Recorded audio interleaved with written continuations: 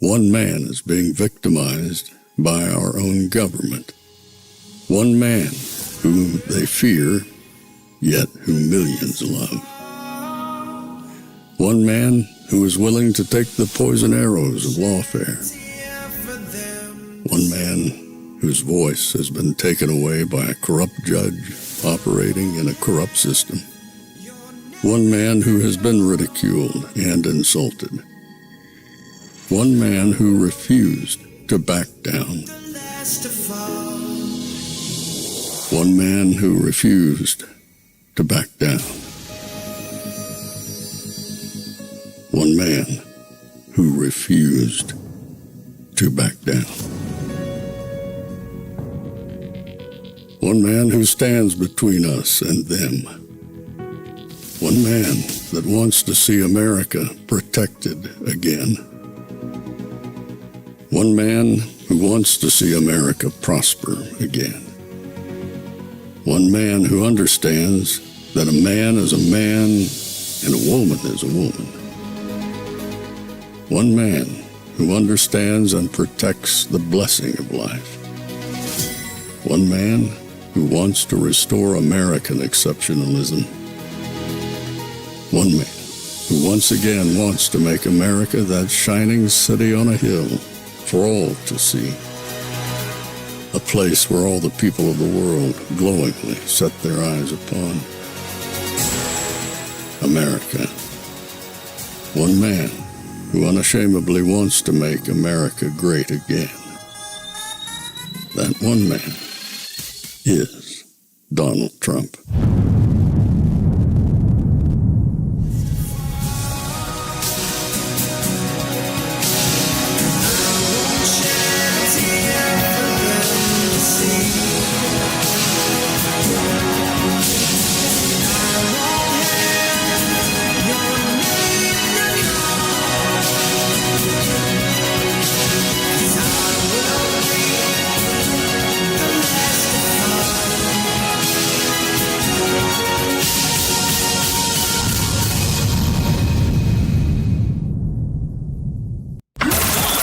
This is Fanfare with Barry Cunningham.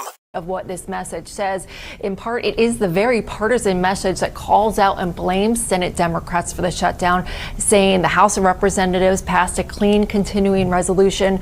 Unfortunately, Democrat senators are blocking passage of H.R. 5371 in the Senate, which has led to a lap in appropriations. Now, we've seen this language come from other agencies during this shutdown, suggesting to their workers to send similar out-of-office emails. But what's different here at the Department of Education, John, is that employees did not give their consent and that this was done without their knowledge. And I had one employee tell me today that they actually went back into their email, changed their out-of-office message twice, and it was reverted back and overridden by this actual partisan messages. So it's very concerning. The Department of Education also, and notably, not denying that this is happening. They tell me, quote, the email reminds those who reach out to the Department of Education employees that we cannot respond because Senate Democrats are refusing to vote for a clean CR and fund the government, adding, where's the line? Some federal workers raising real concerns about potential violations here of the Hatch Act, which of course states that federal employees are required to perform their duties in a nonpartisan manner.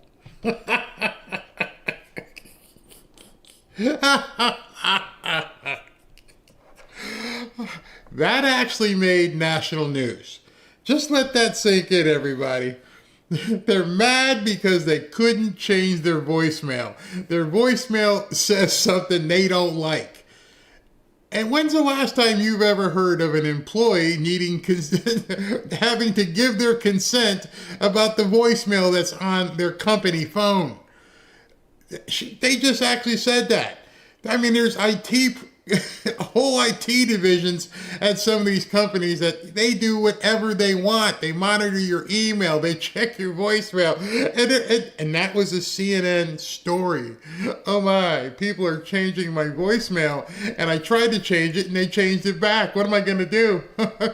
Oh, it's awful. It's absolutely awful. I'm getting too much delight from seeing these people just completely meltdown over everything. I mean, literally everything. You guys know, I wanted to share one breaking thing with you. It's kind of breaking. This is very interesting. Apple has taken down the ICE tracking app following a disturbing rise in violence in a recent shooting at an ICE facility. ICE Block has been deleted from the App Store after pressure from Attorney General Bondi. Good riddance. The fact it was even allowed should be criminal. I agree. We reached out to Apple today demanding they remove the ICE Block app from their App Store, and Apple did so, Pam Bondi's told Fox.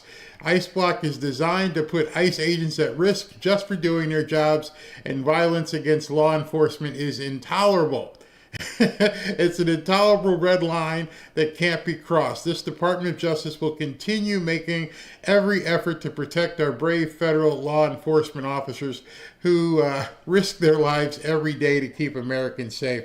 It is just one ongoing loss after another for the Democrats. You know, I'm a little bit older, some gray hair sitting right here and stuff. I have a question. Do you remember, are you old enough to remember the Fuzz Buster? You know, this Fuzz Buster was this little gadget you can put in your grill back in the day when you're riding and you're driving fast and you don't want to get caught by the cops. And this Fuzz Buster would alert you to when there was a police officer doing radar. So you'd slow down so you wouldn't get a ticket. And what did they do with the Fuzz Buster? Well, they outlawed it. They said you cannot have a Fuzz Buster that tells you where the cops are as you're speeding along a back highway. I'm probably taking some of you way back, understanding what the Fuzz Buster was. And so this thing here, this ICE Block, I never understood how it was legal to begin with. Why did it take so long to tell them, take that thing down? If I can't have a Fuzz Buster, why in the hell can you have an ICE Block?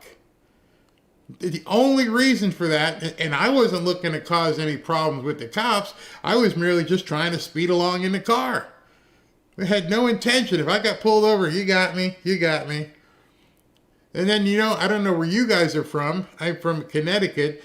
Then we tried to get around it. And so if you're speeding down the road and somebody's coming at you, they'll blink their lights to let you know where the cop was sitting. And they outlawed that. Hey, you can't blink and give people fair warning. If you do that, you can get a ticket for warning the other driver to slow down. So we had to deal with this. We didn't go burning stuff. We didn't throw temper tantrums. We didn't decide we're going to scream on social media. Hey, we can't do it anymore. That's just it. Slow down. These people are freaking out. You mean I can't track ICE? I can't tell my friends where they're going to be? Nope. So you tell them to get out. Tell them to get out now before it happens. Because when it happens, it's too late. As the Maryland man found out today, he's exhausted what should be his last appeal.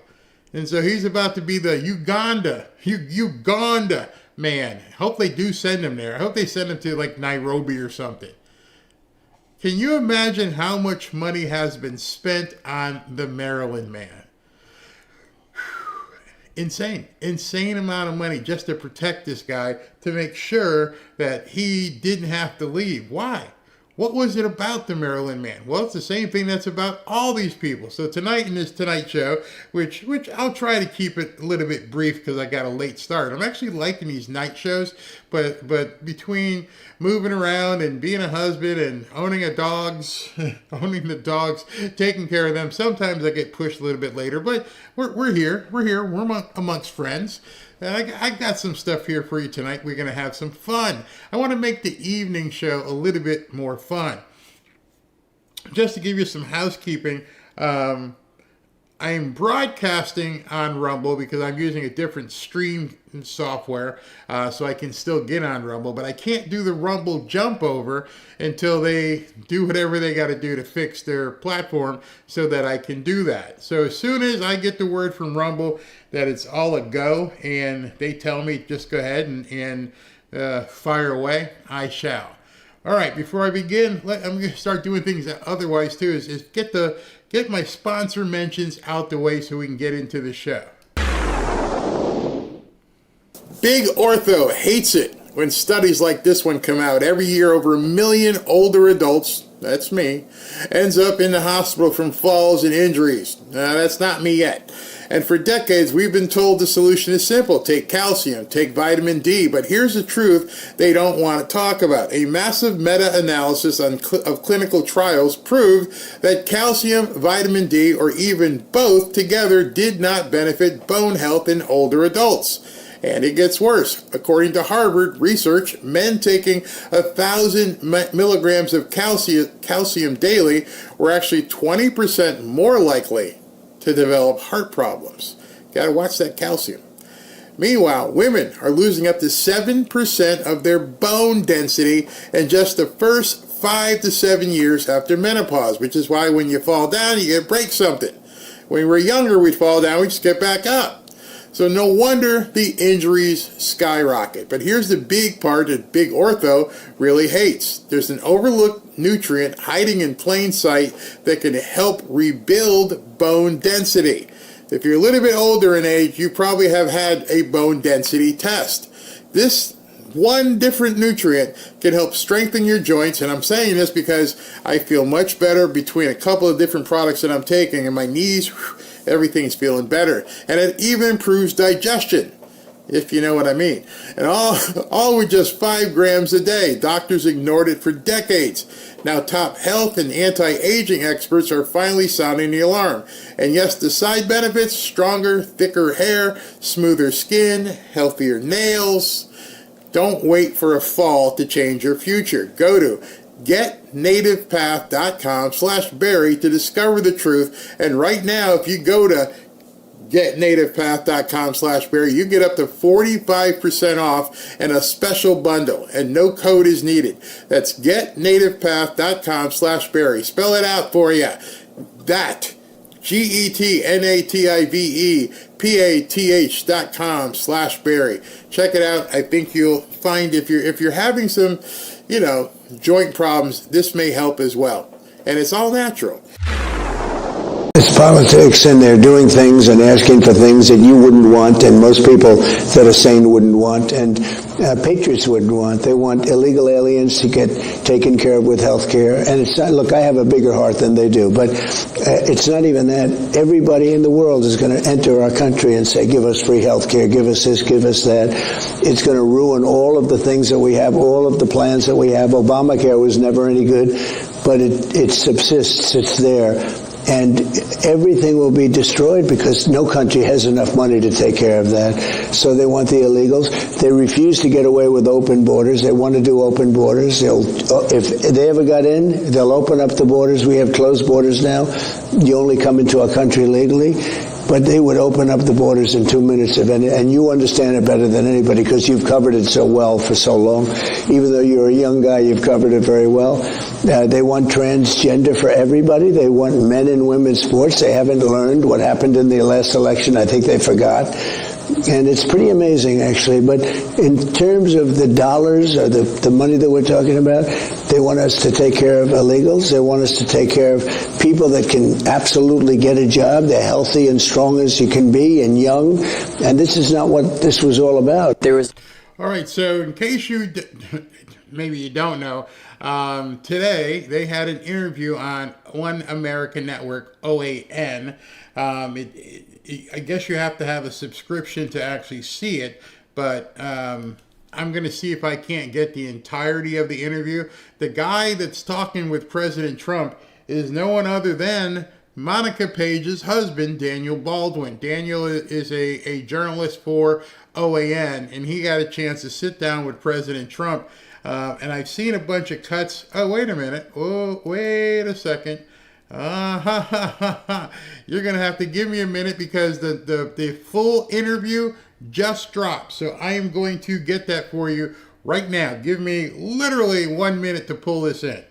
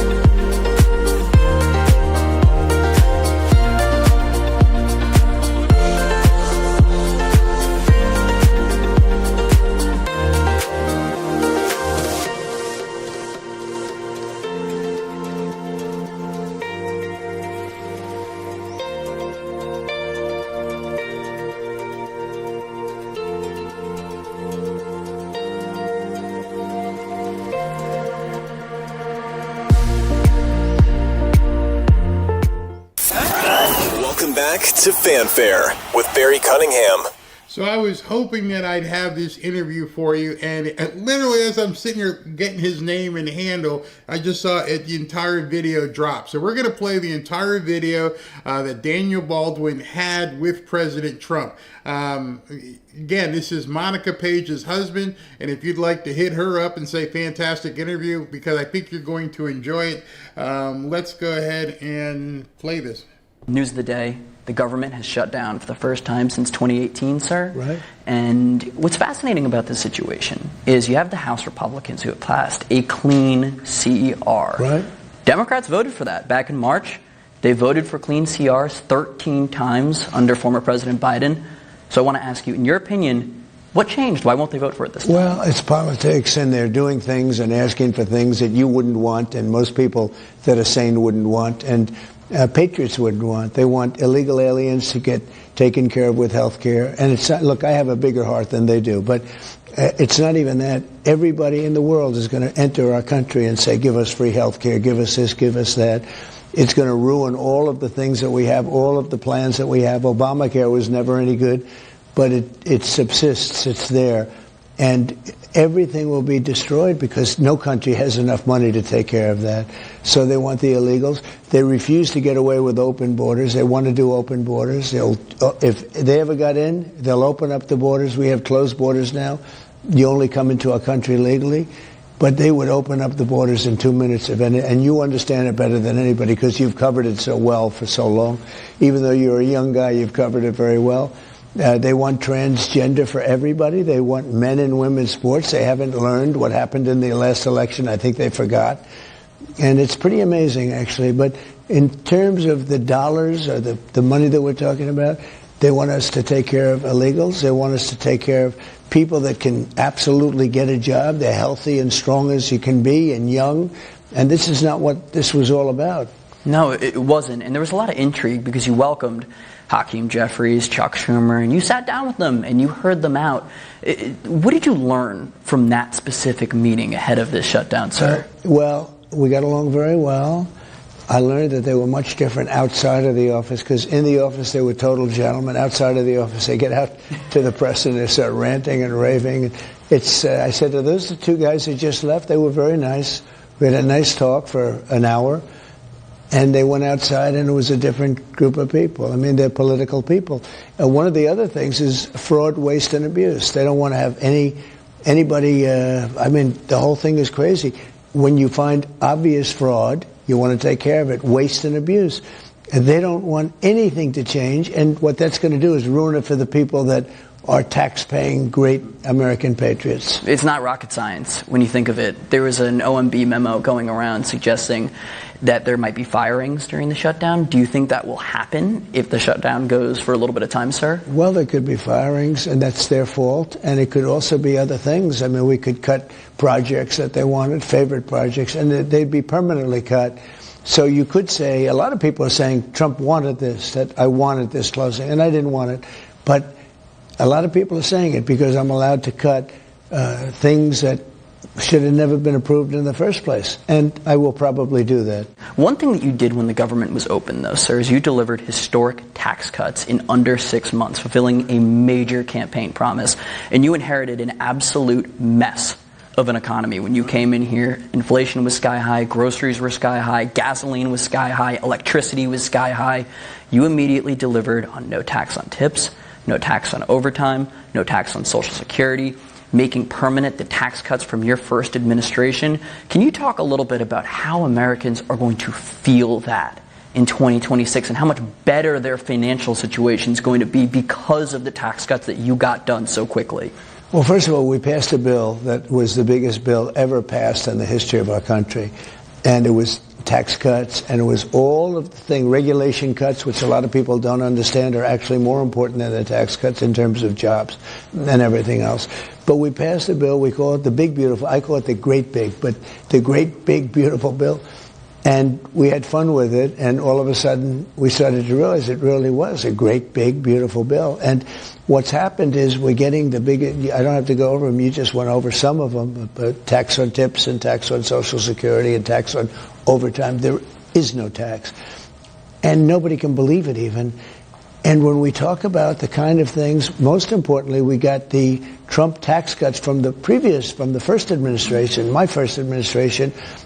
We got that extended and amplified and actually made much bigger, much better, much stronger than it was even before. And that's what led us to a record. We had record growth, and now we're having record growth like never before. Nobody's seen where we have $17 trillion plus. Think of it, $17 trillion is being invested in our country. Under Biden, in 4 years, they had less than $1 trillion. So we have $17 trillion in 8 months.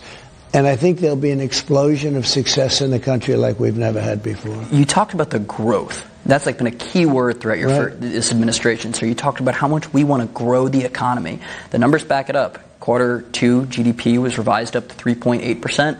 The widely watched Atlanta Fed, I believe their Fed GDP now model is up to 3.9% for Q3 for real economic output. Real wages for blue-collar workers, electricians, plumbers, construction workers.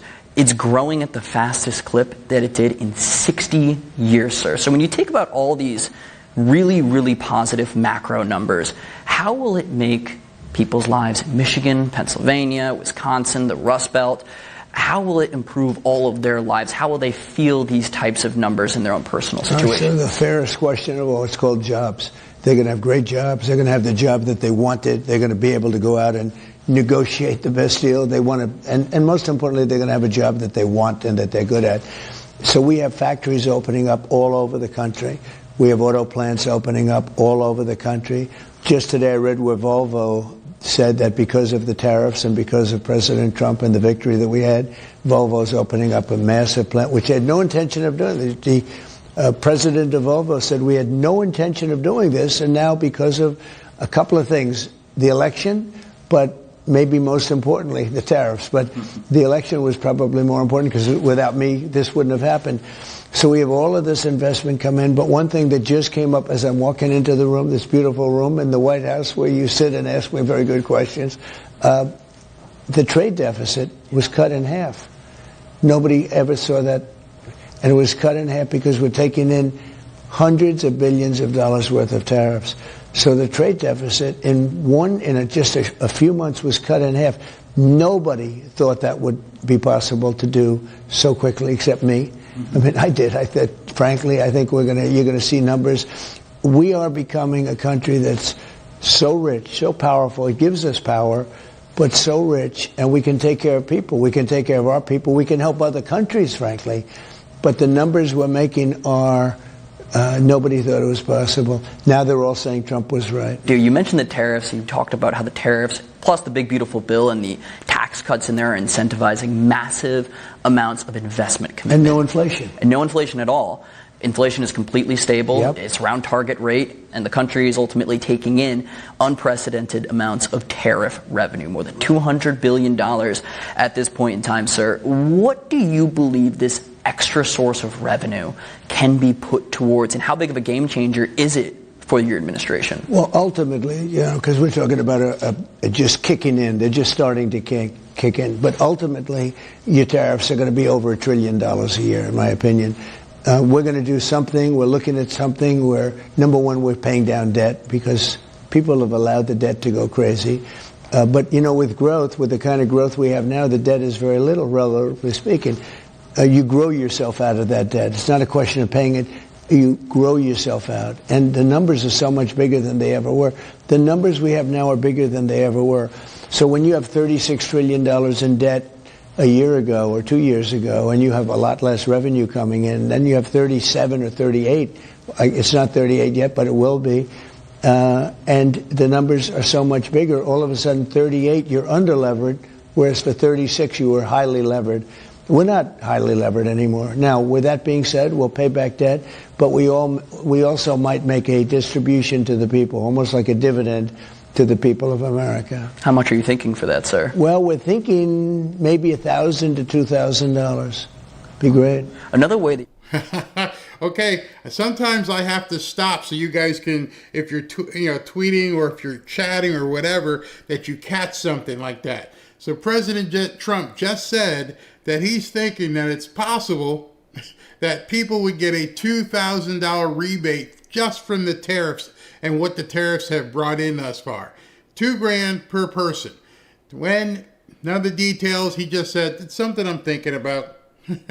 That's huge. You directly made sure that you prioritized forgotten communities. I asked you about this in the Oval Office a couple of months ago, but you went to Pennsylvania and you announced a slew of investment commitment for the Keystone State, specifically regarding AI. But I want to hone in on Homer City, Pennsylvania. Okay. Back in, I believe it was July 2023, the Homer City Generating Station, which was Pennsylvania's biggest coal-fired plant, sir, closed down. A lot of regulations. On October 9th of 2024, you went to Wilkes-Barre, Pennsylvania, and you told the residents of Homer City that you would not forget about them. You would make sure that they were prioritized. You did that. Early July, you announced a $15 billion investment commitment for Homer City, the largest natural gas-fired plant in the entire country. You're the president of the United States. You have a gazillion things to do every day. You're trying to end wars. You're dealing with other countries. Why did you want to make sure that these people were taken care of? Because they were really screwed for many years. What they got the short end of it from administrations that didn't know what they were doing.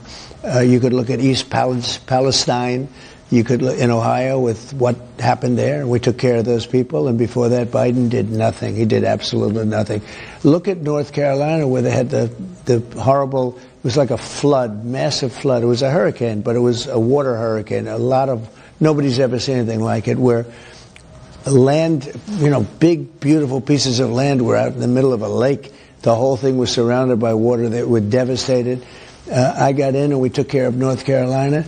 Before I got in, they let it go. It was terrible. They just forgot about it. You went your first week? They suffered, yeah. The first week I went in. But while they were there, and we got it solved fast. But it was a big investment, and there was a lot of talent and a lot of good congressmen and, et cetera, et cetera. But when you look at the, Ohio situation, the North Carolina situation, and just what you're saying, I mean, the people of our country weren't being taken care of. Other nations were being taken care of, and a lot of billionaires were being taken care of. Now, people would say, well, what about you? I said, well, I think I'm from a different cloth somehow. I care more about the people, and I really do. I think it was disgraceful the way people were being treated by the Biden administration. Now, add on top of that, you let 25 million people come in from prisons and jails and from mental institutions. Your quality of life was way down. I mean, you look at the fabric of our country was changing. Many of those people have been taken out.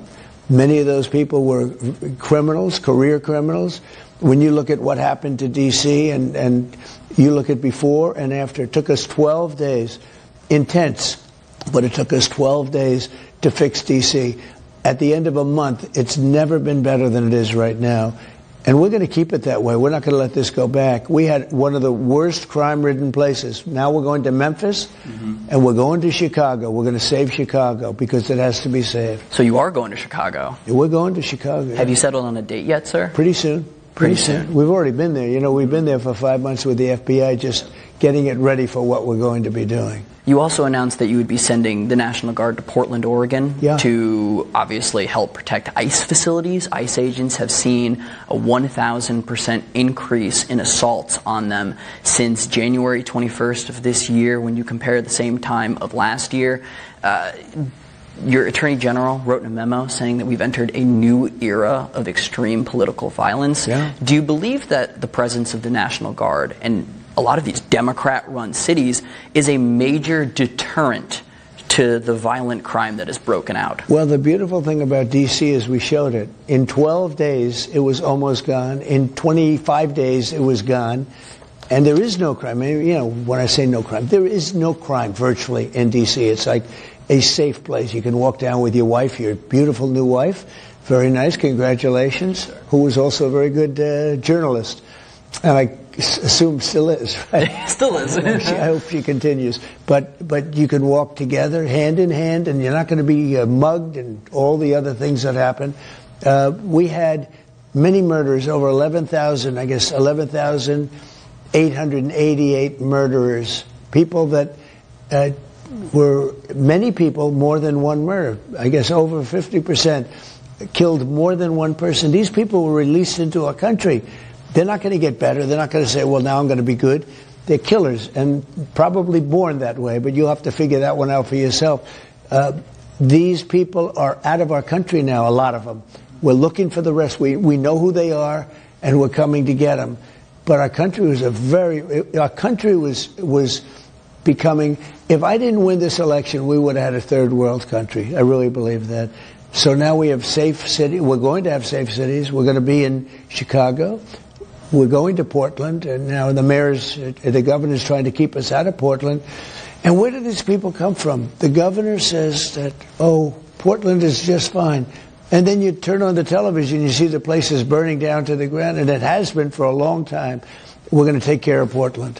Why do you think these Democrat politicians in these cities are so resistant to them? J.B. Pritzker, Brandon Johnson, officials in Oregon. What are they afraid of? Have you proven that their policies have directly led to decline? So they're either bad people or they're stupid. And I don't believe they're stupid. They have something going on where they think that Portland is in good shape, that Portland is not burning to the ground, that the fires that I'm watching on television aren't there. You had to see this governor. She didn't know what she was doing. She called me. She said, we don't want troops in Portland. You know who wants them? The people. They go around, interview people, even CNN. They interview people. Send as many troops as you can. The people want them. The people in Washington, D.C. want them. Everybody, they want to have safety.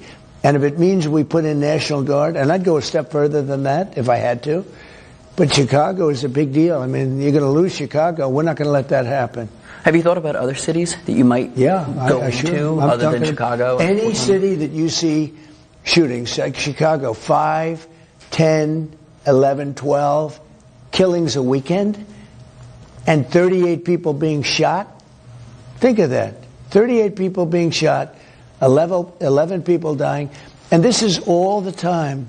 Sometimes it's 5, sometimes it's 4, sometimes it's 12 people being shot. And then after shot, you have 28 to 48 to 58 people. Think of this. You have people being murdered and people being shot at numbers greater than any place in the world. And you have this governor, this stupid person who got thrown out of his family business because he was incompetent, standing up and saying, Chicago is doing fine, we'll handle Chicago. But every weekend you'd see this. You have long weekends. They made one where they had over a Labor Day weekend, they said there were 20 people murdered. 20 people. And you know what they said? Well, it was Labor Day weekend. It's a longer weekend, so that's okay. You know, can you believe it? I don't know where they come from. So, you know, your question is to how come they're this way? If I were, I don't care if I'm a Democrat or what I am, I would be begging Trump to get in and bring in the troops or do whatever you can, because their reputation is shot. And this is why the Democrats are doing so badly. I think crime is going to be the biggest factor this time. You know, I had crime, but I had all sorts of other things. Open borders, men and women's sports. I had transgender, I had everything. Now the word crime is so big because they're trying to fight me. I mean, every time we send in the troops to clean it up, we end up in court. We end up winning, but we end up in court. But you look at what happened to D.C. It's been so beautiful to see. The restaurants are booming. People are going out to lunch. They're going out to dinner. I have a friend who hadn't gone out in years, and now he's gone to restaurants 4 or 5 times in the last couple of weeks.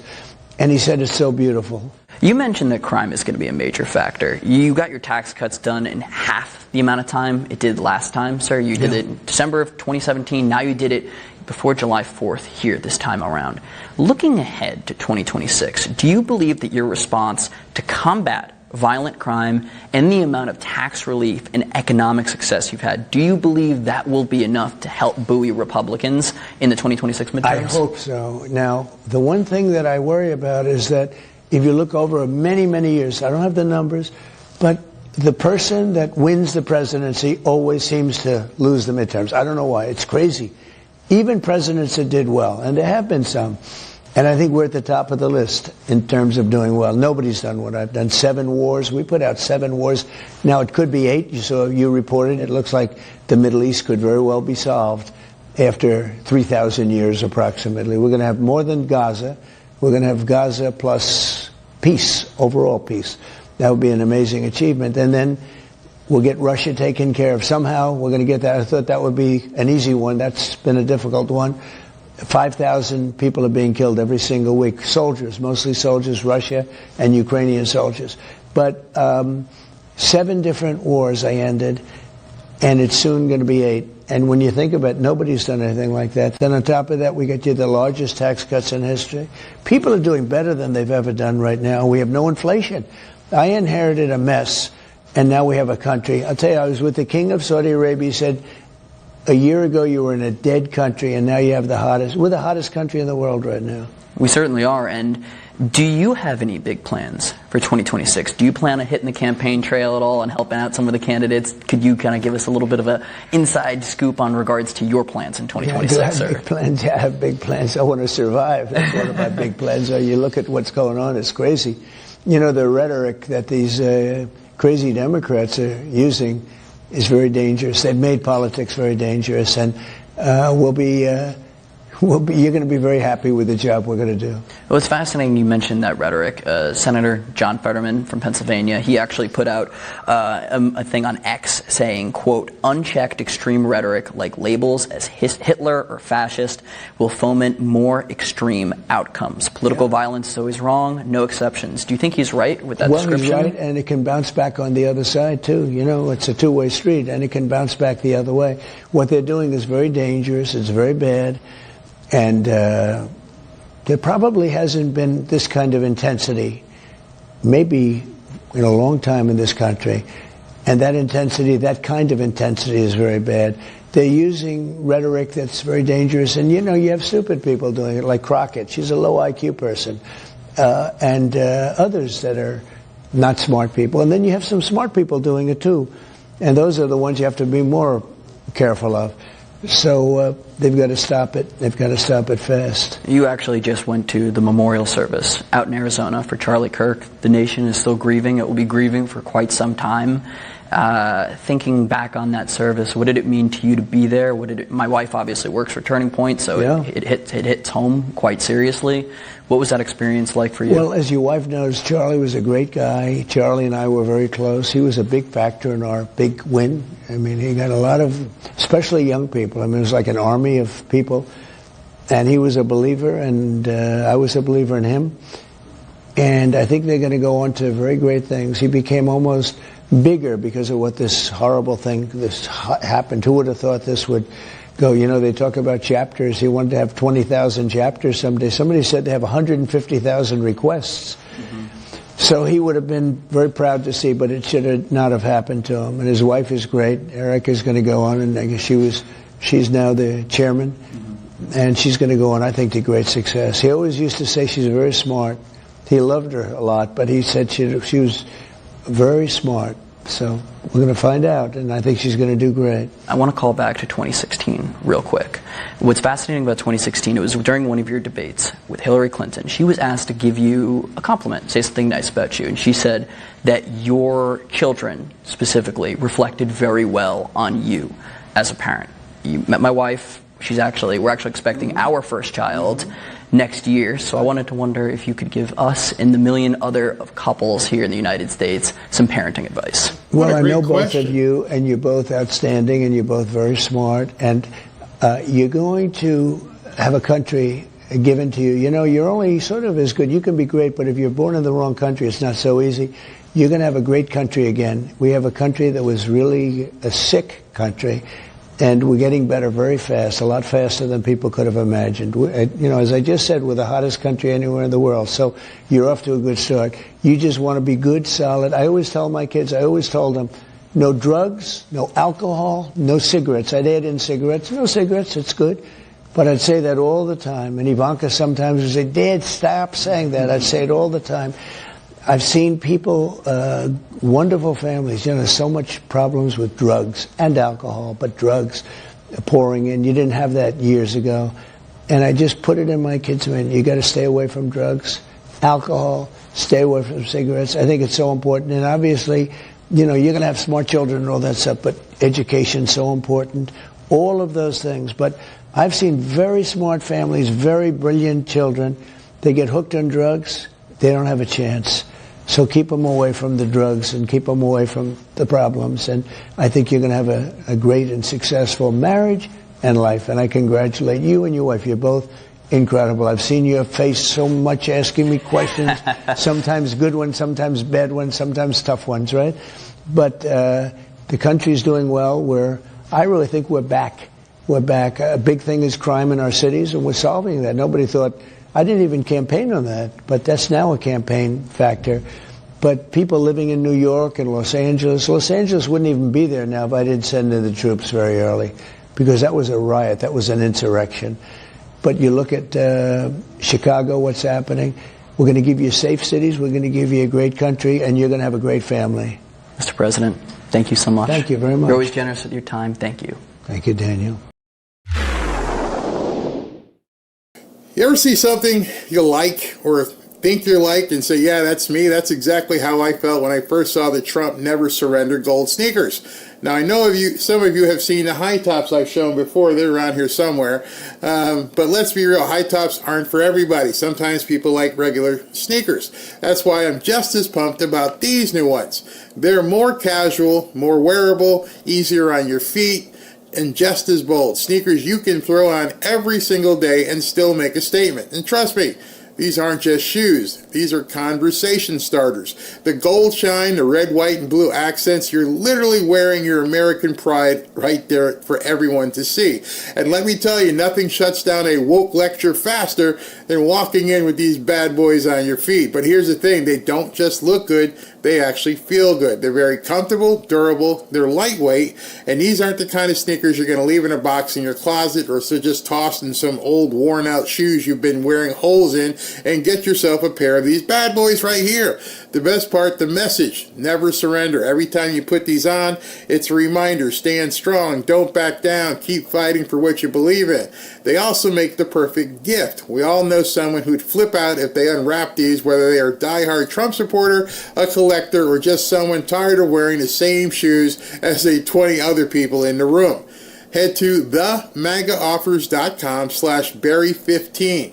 That's THEMAGA, themagaoffers.com/Barry15. Use that link for up to 15% off your entire order today. And thank you to MAGA Offers for sponsoring that segment. All right, so I think I just watched arguably one of the best interviews I've ever seen with President Trump. Wow, such a young kid. And that last question just blew me away. You know, I'm about to have a baby. Now that we all know Monica's about to have a baby, so we got to get her on the show before she goes on maternity leave. But that is Monica Page's husband. His name is Daniel Baldwin. If you'd like to reach out to him and say, great interview, here's his handle on X, Daniel Baldwin _Daniel _ He's the chief White House correspondent for OANN. And that's how you can actually follow him on X and just let him know he did a fantastic job. I mean, just kudos for that. Just great job. Great job. I mean, so many of these reporters are so disrespectful to President Trump, and they just spew stuff the entire time that they're talking. And this guy handled himself well. He had good questions. And I'm probably going to watch it again because there's more I can glean from it. And that parenting advice, imagine being able to get parenting advice. You've seen Ivanka, you've seen Eric and Don Jr. and Tiffany, and you've seen how he reacts with his grandkids. Lot going on there. Fantastic interview. I hope you guys enjoyed it. And I was surprised I was able to pull the entire thing down. Because I thought I only could get a couple of clips, but we got the whole thing just as I mentioned it. It was like perfect timing. So let's move on. So the Democrats are in trouble. They're in big trouble because they're off today because of Yom Kippur, and then tomorrow they're going to come back and they're going to try it all over again. John Thune is going to let them vote on it. I don't know why he's doing it. I don't know why he's letting this vote happen. Let it sit. But then again, they're not changing anything. So as long as they don't change anything, we can go through this charade 3 or 4 times tomorrow. And this is what John Thune had to say about what's going to be happening. Thank you, Mr. President. Mr. President, we are into the second day of a government shutdown after Democrats once again rejected a clean, nonpartisan funding bill to keep the government open while we continue bipartisan appropriations work. We're not going to be voting today as we have Jewish colleagues who are currently observing Yom Kippur. But we're going to be voting tomorrow. And we're going to give my Democrat colleagues another opportunity to reopen the government by passing the clean, nonpartisan funding extension before us. Mr. President, I realize that my Democrat colleagues are facing pressure from members of their far-left base. But they're playing a losing game here. A robust majority of American voters are against a government shutdown. Even some Democrat members are raising concerns, with a Democrat House member noting yesterday, and I quote, "This government shutdown is a result of hardball politics driven by the demands far-left groups are making for Democrat Party leaders to put on a show of their opposition to President Trump. The shutdown is hurting Americans and our economy. Normal policy disagreements are no reason to subject our constituents to the continued harm of this shutdown," end quote. That, Mr. President, from a Democrat House member. Organizations ranging from the National Fraternal Order of Police to the U.S. Chamber of Commerce to the Teamsters have spoken out against shutting down the government. The Teamsters president said Tuesday, and I quote, "A shutdown will hurt working people, period. Senators should pass the House-passed clean, short-term funding bill," end quote. Senators should pass the House-passed clean, short-term funding bill, end quote. That, Mr. President, again, from the president of the Teamsters. Clean, Mr. President, is what he said. My Democrat colleagues have little to work with in this debate, with their own previous statements working against them. And so they've tried to portray the clean, nonpartisan funding bill before us as something other than what it is. But the Teamsters president reminds us of the facts. We are not asking Democrats to swallow a list of new Republican policies or partisan demands. Not in there. We are asking Democrats to do nothing more than pass a clean, nonpartisan bill to fund the government for a few more weeks so that we can get back to bipartisan appropriations work. And I said, Mr. President, bipartisan appropriations work. The kind of bipartisan work that has seen the Senate pass 3 appropriations bills so far by robust bipartisan margins. The kind of work that we want to continue once Democrats have stopped holding government funding hostage to a long list of partisan demands. Mr. President, so far, 3 of our Democrat colleagues have joined Republicans to attempt to reopen the government. If we can just find a few more Democrats to join us, we can end this shutdown and get back to bipartisan appropriations work and the business of the American people. Democrats voted for clean CRs like the one before us 13 times. 13 times during the Biden administration. I hope they'll join us to pass this clean CR and reopen the government for hardworking Americans. Mr. President, I yield the floor, and I suggest the absence of quorum. Except that's not what they're going to do. Tomorrow, you can expect an absolute circus. I mean, the stuff I'm seeing that these people are planning and what they want to do, it's an absolute circus. Hakeem Jeffries went on a podcast tonight, and listen to what he had to say. I want to just ask you directly. Tomorrow would be Friday, October 3rd. Today we're recording this October 2nd of 2025. Are you willing to meet with Vice President J.D. Vance, Donald Trump, and Senate Majority Leader Thune in public before the press at the Capitol building tomorrow? Are you willing to tell him that right now in front of the world that you are ready to, I know you were ready to do that before, that you're ready to do it again in front of the press this time? Absolutely. Anytime, any place. And we want to make sure that it's fully transparent. So we should absolutely do it in public. So what you're looking at is complete, utter desperation. Now they want to have a circus. Now they want to just bring it out there and go bare knuckles in the street with the press standing there so they can try to embarrass J.D. Vance or try to embarrass Donald Trump. They don't understand. They don't call any of the shots. There's nothing you can do. Nothing. And now you're at the point where you're trying to call people out like it's some schoolyard bully. No, they're not going to give you any oxygen on this. You don't deserve any oxygen on this. And all you can say right now is, yeah, we're going to call them out. So we can air out our positions. And they're hiding because they know their positions are indefensible. This is a Trump Republican shutdown. And it's part of what we've seen from them in terms of unleashing extremism from the very beginning of this presidency. This may be day 2 of the Trump shutdown.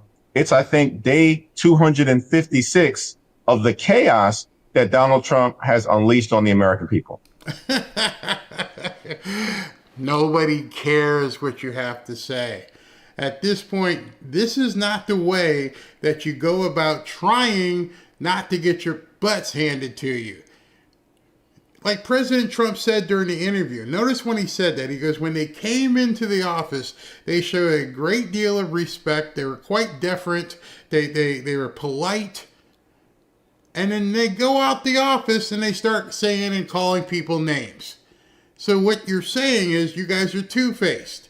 You're in there trying to kiss Trump's butt during the Oval Office meeting, and then when you don't get what you want, you go outside and start talking trash like you're doing right now. Unfortunately for you, this isn't Rocky. and you're not Mr. T trying to go ahead and challenge Rocky. You don't have any hand. You're completely feckless.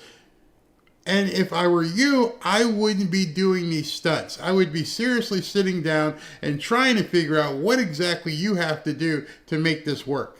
So in response to that clip of J.D. Vance that I just played, so there's no ambiguity out there, Democratic leader Jeffries is saying to Donald Trump, to Senator Thune, to J.D. Vance, show up at the Capitol building today or tomorrow. We're going to do this in front of the press, and let's address these issues in front of the American people like the American people want to hear. I guess we'll have to wait for their response, Leader Jeffries, but that's your position right now, correct?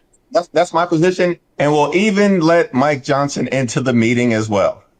MAGA Mike Johnson, you're invited to the meeting as well. It's a clown show. It's an absolute clown show. Well, what in the hell is this? You're trying to call out the vice president, the Senate majority leader, the president into some schoolyard battle. How sad is that? How sad and pathetic is it that that's your next move at this point? Not to come up with some idea or go in to sign the CR, but to go in and do some battle royale. You want to just come off the top rope against J.D. Vance. You're all pissed off because of the sombrero videos, probably. If that doesn't tell you that these people have absolutely nothing, I don't know what will.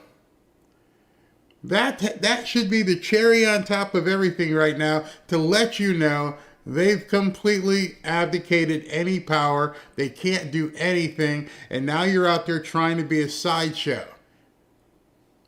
It's over. The Democrat Party, if they don't fix what's going on right now and get these people back to being some sort of professional government, they're not going to win 2026. And they probably won't even be able to compete in 2028. Especially if you guys don't understand that America doesn't want what you're selling. Sure, you can go on that podcast, and sure, there's a bunch of other people you can talk. They represent about this many people.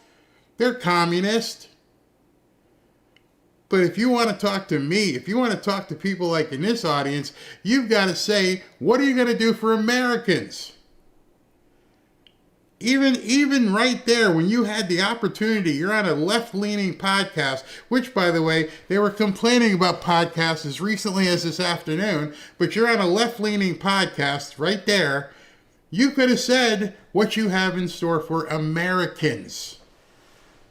How are you going to make our lives better? What are you going to do to make people in this audience, their lives better? What do you have to offer? Here, go ahead, sell yourself. Defend your life at this point. What are you going to do? I don't need to hear about all the stuff and the free stuff. I don't need that. Tell me what you're going to do for me. Nope, they can't. And so the poor peoples, they get, free stuff for the newcomers. Is that it? Is that really it that you have for America? There's nothing else you can offer America other than cheaper health care. How about, like I've said before, show people how to increase their lot in life, how to make more money. I'm going to take a sidestep here and just show you guys something. Because I know after seeing the comments earlier and seeing some of the comments on prosperity, which you never hear from these people, they never mention the word prosperity. They never mention how can you improve your lot in life. Earlier today, during the first show, I told you about what Bill Pulte was working on. You remember? And I said Bill Pulte was working to try and make the FICO scores, and Fair Isaac, who runs FICO, to make it more better for people who are going to be borrowing, whether it's mortgages, car loans, credit cards, home equity. And I said that. And I showed it to you. And I want you to see something, because this tweet came out at 10 o'clock a.m. My show was at 2:30. And I'm like, you understand how huge this is? You understand where the puck is going? The Trump administration is telling you and telegraphing what is about to happen. And at some point, people really need to start looking. And then beyond looking, they need to begin acting. So remember, that was at 10 o'clock that he posted that. My show is at 2 o'clock. I want to show you something, and some of you are probably going to say, you got to be kidding me. No, this is real stuff here. This is real stuff. Some of you know what's coming probably. These are the market numbers here for today and everything else. And down here you see that the Shutdown Fallout Energy Department is axing billions for green projects in blue states, just getting rid of this money. But down here, if you look at where it says Quote Finder, and below Quote Finder over here, see if I can make it move a little bit further down the page. We can't see it. But down the page here, it shows FICO is the top moving stock of the day. And so if I click in here so you guys can see it, hold on. I want you to see something. It closed at 1784. It was up 270, almost 272 points today. It gained almost 18% just today. Overnight here in the futures after hours, it's already up another 14 points, close to another 1% gain overnight. So collectively, it's almost up, 18.5% since 10 o'clock this morning. 18.5% since 10 o'clock this morning. You can look at the chart if you guys are, trend watchers, and you can see here it was when he posted that. Right there is when he posted what he was going to be doing. And then, of course, you can see the ride that happened thereafter. If you're listening and watching what specifically the Trump administration is doing, they are offering you, they're giving you the ramp to prosperity. And I don't know, I'm not going to ask, none of my business who jumped on it. Who jumped on that this morning and said, wait a second, you're doing something with FICO? Oh, is that a publicly traded stock? Maybe I should do something if I'm in a position to do so. But you'll never hear anyone on the Democrat tell you that. On the Democrat side, they won't tell you that. They're just going to complain about, the newcomers, and we got to get them more, give more of that money. And it might just be like $100 billion that we want to give them. What are you giving us? And again, let me rephrase it. I don't need you to give me anything. I need you to make the playing field unregulated to the point where I can make my own moves, and whether I win or lose, it's based upon my information. Not doling out something. I don't need a food stamp. I don't need a bus pass. Get out of the way.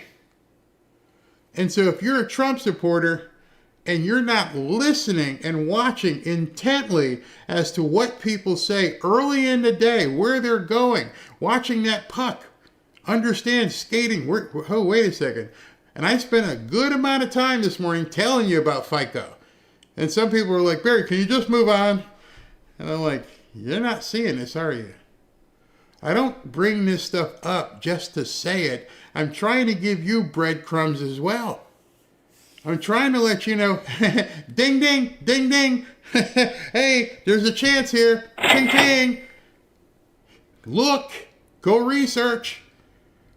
And if you had researched, you had the opportunity to make 18% today. You can go ahead and do the annualization on that yourself.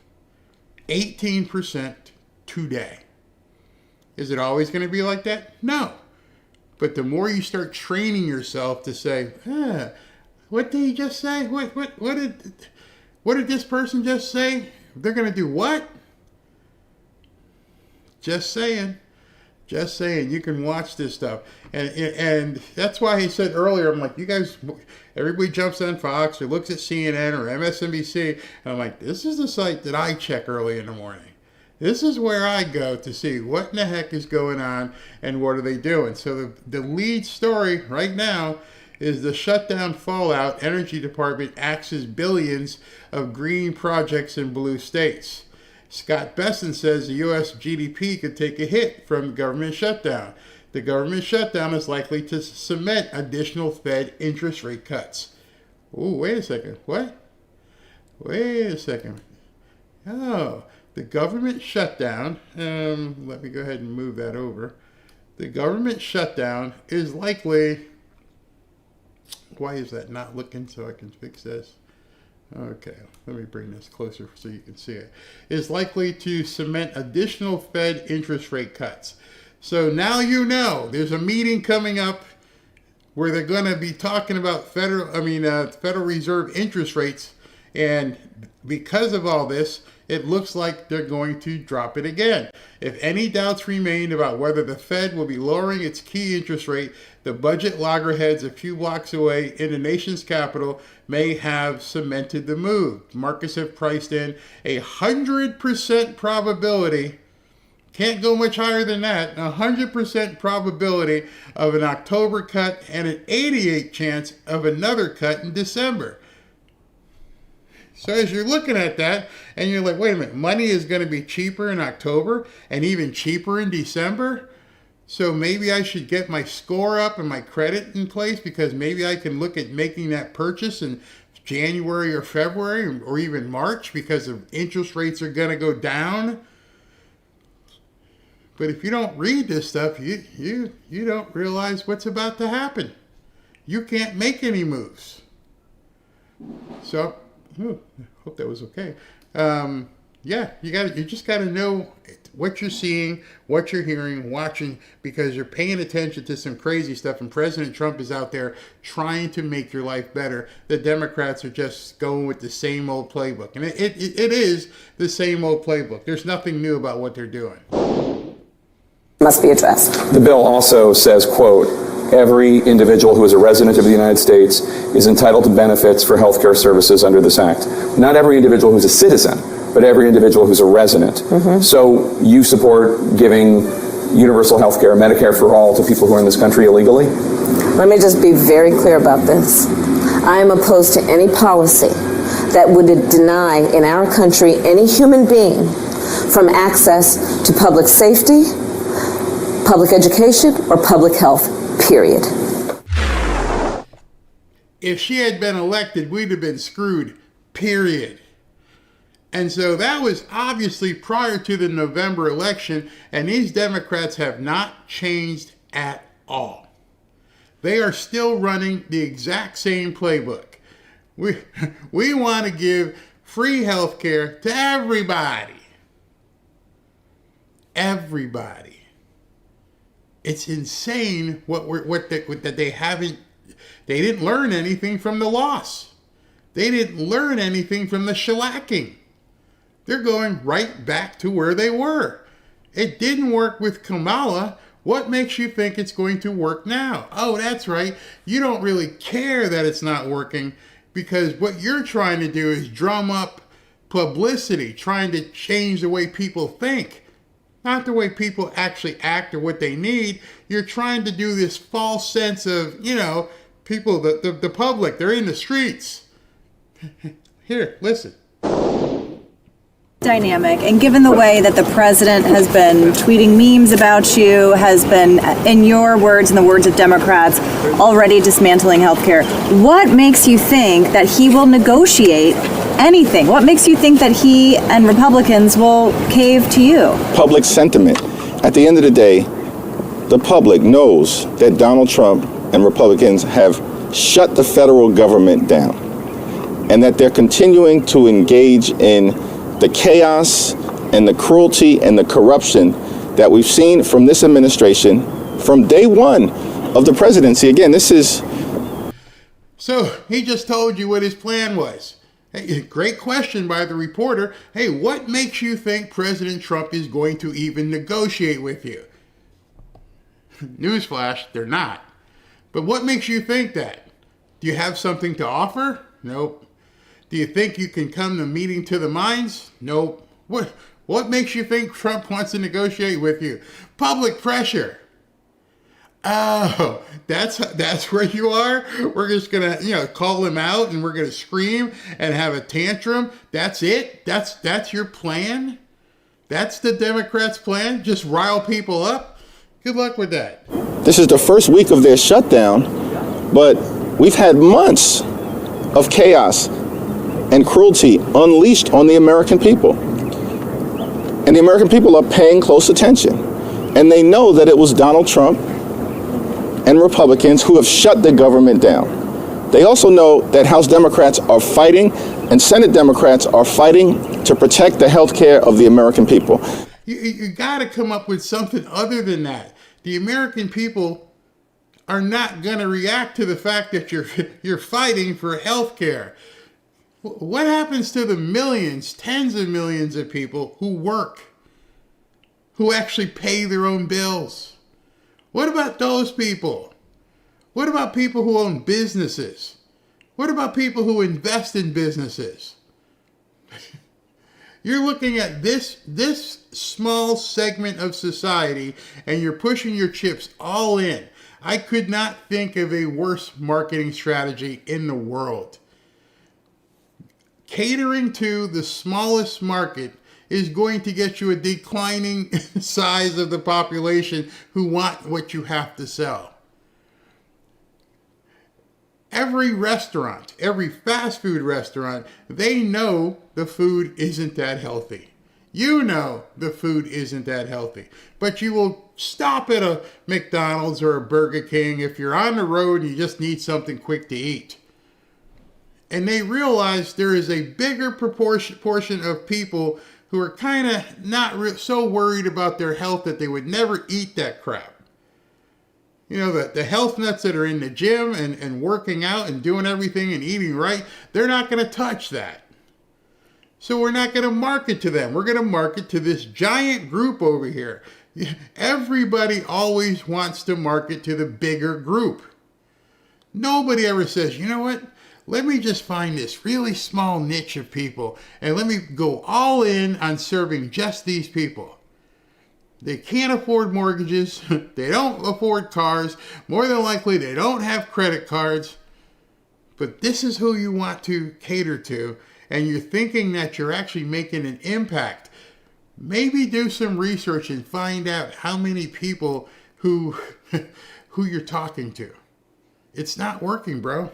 Because the Republican healthcare crisis has been devastating to people all across the country, devastating to working class Americans, devastating to rural America. You notice when they say that, it's devastating to working Americans. Working Americans. If you're working and you have a job beyond being a barista at Starbucks, and you're actually in a job that pays you well, more than likely you have access to insurance. Some jobs they actually subsidize. They may pay half, they may pay all of it.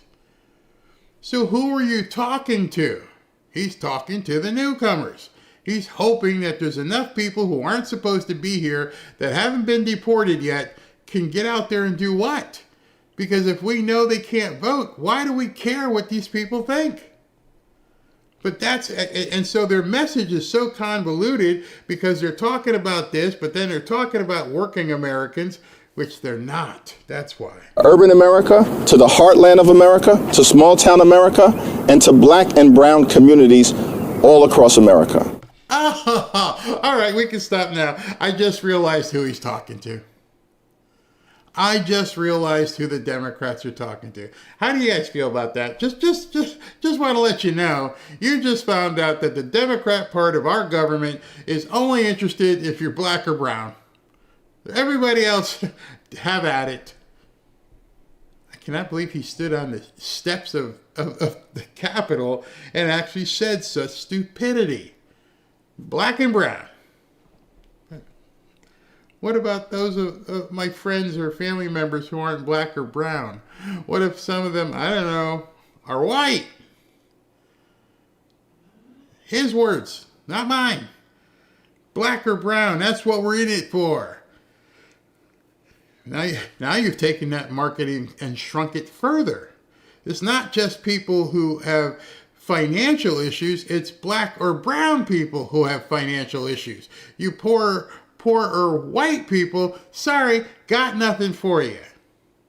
You voted for Trump. You're redneck. I'm talking to my black and brown peeps who ain't got any money. So you went from the United States to here to just here. That's all we care about. Not my words. He just said it. I don't know why those two phrases would have come out of his mouth. You are the House leader for the Democrats. Does it matter if they're black or brown? I mean, I'm pretty sure there are some white people who are Democrats. We've never seen anything like this in terms of the pain that has been inflicted on the American people by Republicans. House Democrats are simply making the case that we need to cancel the cuts, lower the costs, and save health care. Thank you all. Leader Jeffries, can you address the 20... This guy. I mean, I'm black and it bothers me. It bothers me because I see how they're treating people. They're measuring you not by your bank account, not by your health, but by your color. So I know most of our audience is white. I know most of our audience is older. The fanfare community was built this way. And you were just told by the House leader of the Democrats, minority House leader, that I'm working for the black and brown people. Funny, when you take my taxes, you don't tell me it's just for these people. Everybody who's paying taxes, you're not taking it just from black and brown people, you're taking taxes from white people as well. And red people, however you want to colorize people. I don't look at that. I don't pencil and color in between the lines. We're Americans. You're taking all of our money. Every single one of us that work, you're taking everybody's money and you're telling us to our face, I'm only here for the black and brown people. Wow. Great platform. And save health care. Thank you all. Leader Jeffries, can you address the 20... Here's the reality of Democrat policies. Illegals are in fact receiving health care paid for by the American people. Fact. Some states are more open about it than others, but it's happening. J.D. Vance even tweeted out the New York State website where illegal aliens can apply for health care. It says it right there on the website.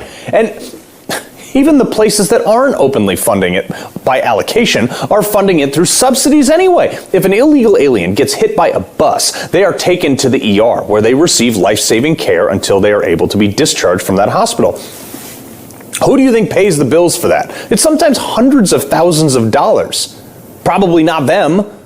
The hospital then has to either absorb that unpaid bill, which then it has to cut costs or even jobs to cover, or they close down, or get some sort of government subsidy to stay in business. All right, so that's why the bill is $100,000, as Carl is talking about here. The reason why it's $100,000 is because everything that person touches, the sheets, the pillows, the pill, everything they do, the food that they're fed, everybody, the x-rays, the CAT scans, everybody's making bank on you because that person isn't supposed to be here. And they have no problem lying to people right in their faces and say openly, oh, they're not getting anything. Well, easy question. Can I talk to you, Hakeem? If right now a couple of newcomers were outside playing basketball and one of the guys, I don't know, he twists his ankle. He's like, ow, I need to go to the hospital because they don't have a doctor. So he goes to the hospital. And so when he gets in the door, and they take his information. He says, I ain't got nothing. Okay, let's take an x-ray of your ankle. Let's do this. Let's do that. Let's wrap it up in ice. The meter, it's like a big giant taxi. The meter just starts running that you're paying. Everybody associated with that transaction is making bank. The doctor, the what do you call the person?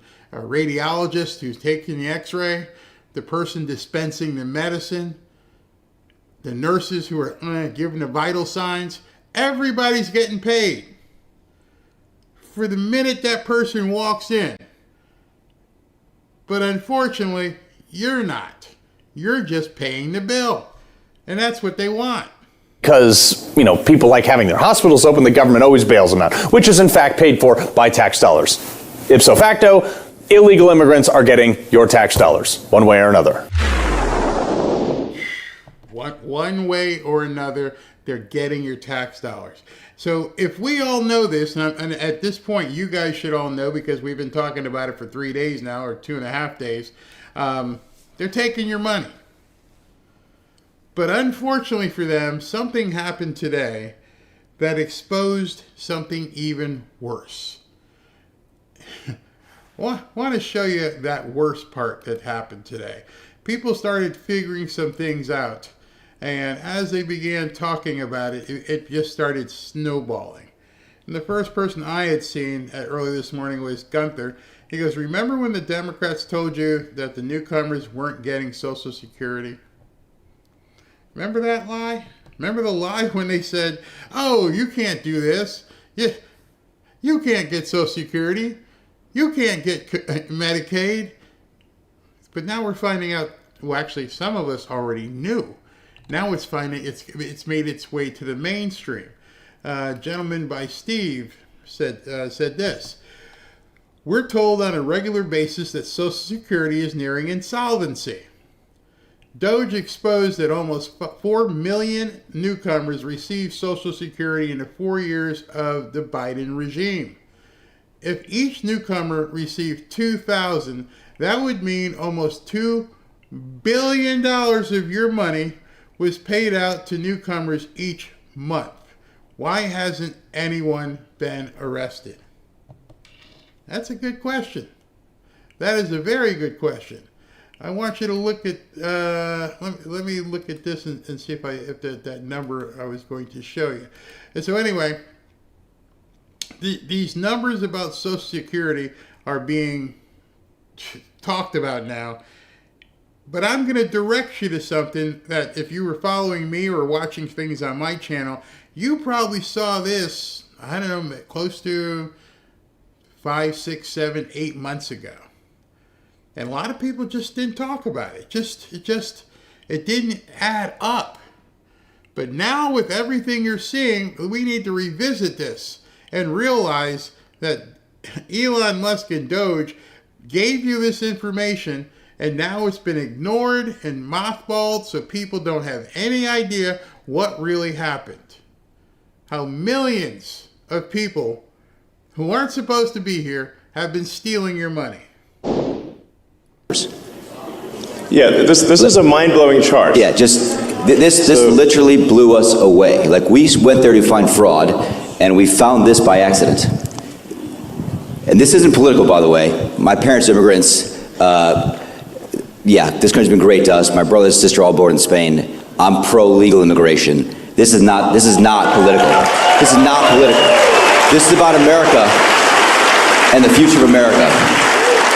And there are a lot of good people in the system that pointed this in this direction. I want to honor them right now, that work in the government today, who took risks to show us these numbers and tell us what's going on.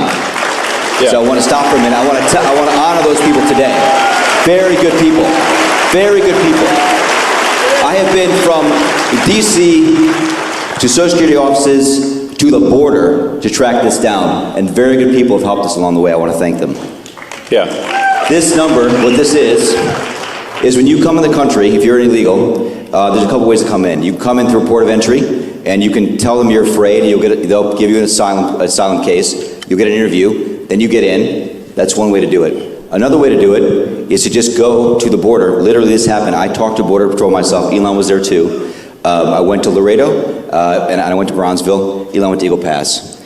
You walk up to a Border Patrol officer, and you tell them you want to come in. They have a couple of choices. They could charge you with a misdemeanor or a felony under 1325, or they can make it an administrative offense, like a parking ticket, basically. They were told to do that, make it an administrative offense under the last administration. And then you go walk across the border. They do what's called a release from your own recognizance, and they give you an NTA, a notice to appear, which to appear to judge.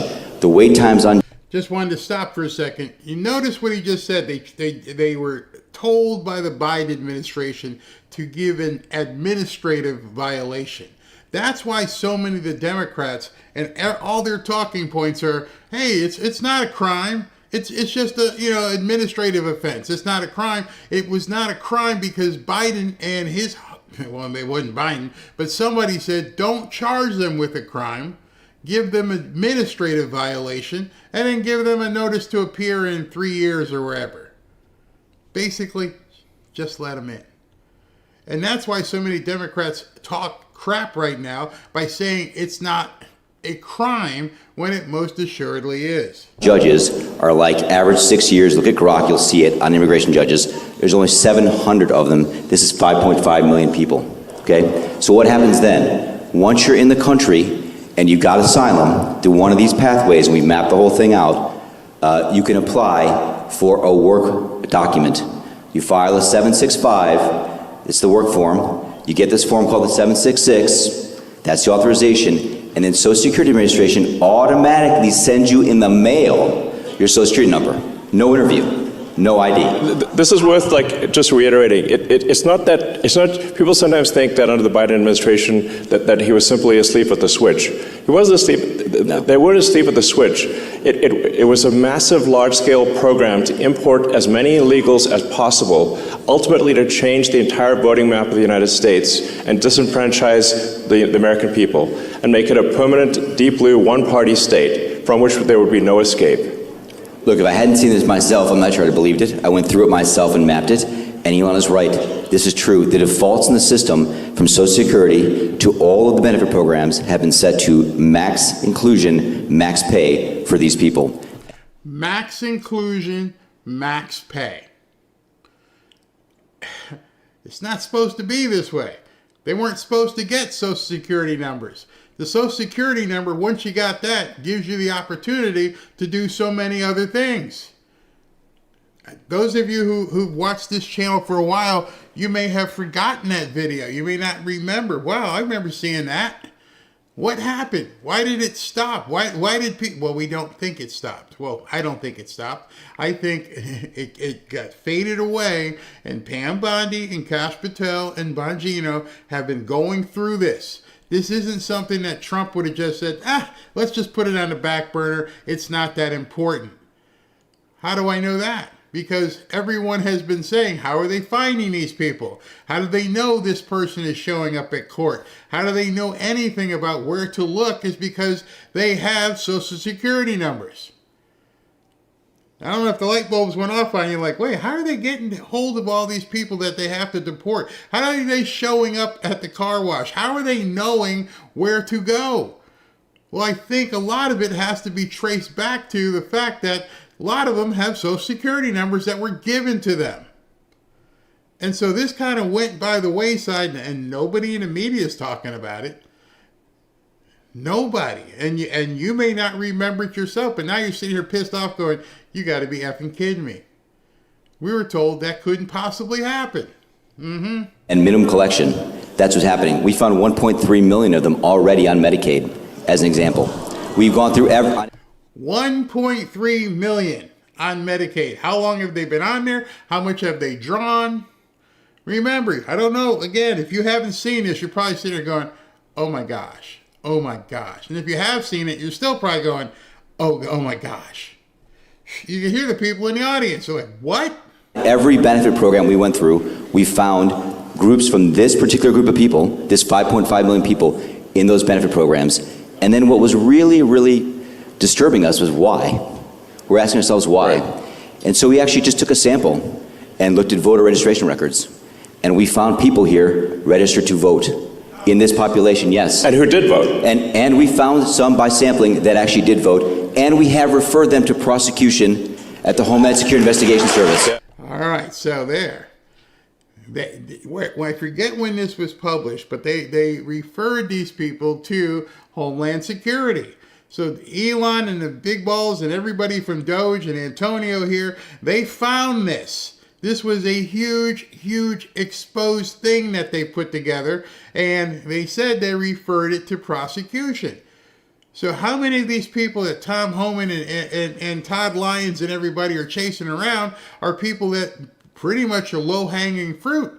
They already have the Social Security number, and these people are going to use the Social Security number because that's how they get their checks. And so they know, hey, we're sending out these Social Security checks to these group of people who aren't supposed to be here, who aren't supposed to be on Medicaid or on Social Security, and it becomes real easy. It's just a matter of manpower. We need more people to go find these people who are getting checks. This is some of the stuff that the Democrats are freaking out about because they want all of this to stop. And it's just getting good. Already, that's already happening. Right now. Yeah.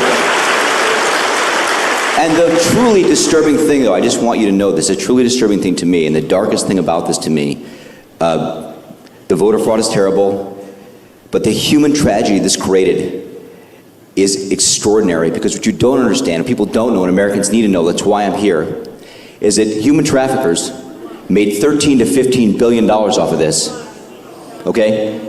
That's the money that's going around the world, moving people around the world to our borders because of these incentives. See, they don't want you talking about that. They don't want you to talk about where did that money go? Who did it go to? $13 to $15 billion moving the people across the border so they could give them fake Social Security, well, not real Social Security numbers, so that they could then give them Medicaid that you're paying for, and all the while get their hands in somebody's back pocket. $13 to $15 billion is a lot of money. How does it work? What happens? Hey, if you're in Africa and you're in Central America, you got to walk up through Mexico, through Central America. Who do you pay?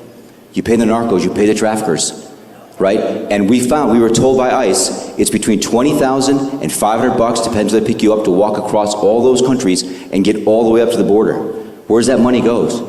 It goes to the cartels. It goes to human traffickers, right? There are 30,000 children that have not appeared on the notice to appear already. ICE knows this. 30,000 children, 270,000 children didn't even get notices to appear. ICE told us that kids are being trafficked back and forth across the border to complete families to make this easier. This is a human tragedy. It's not just the money, it's the people and the kids And how many of these people died on the way up here that didn't make it in? What happened to them?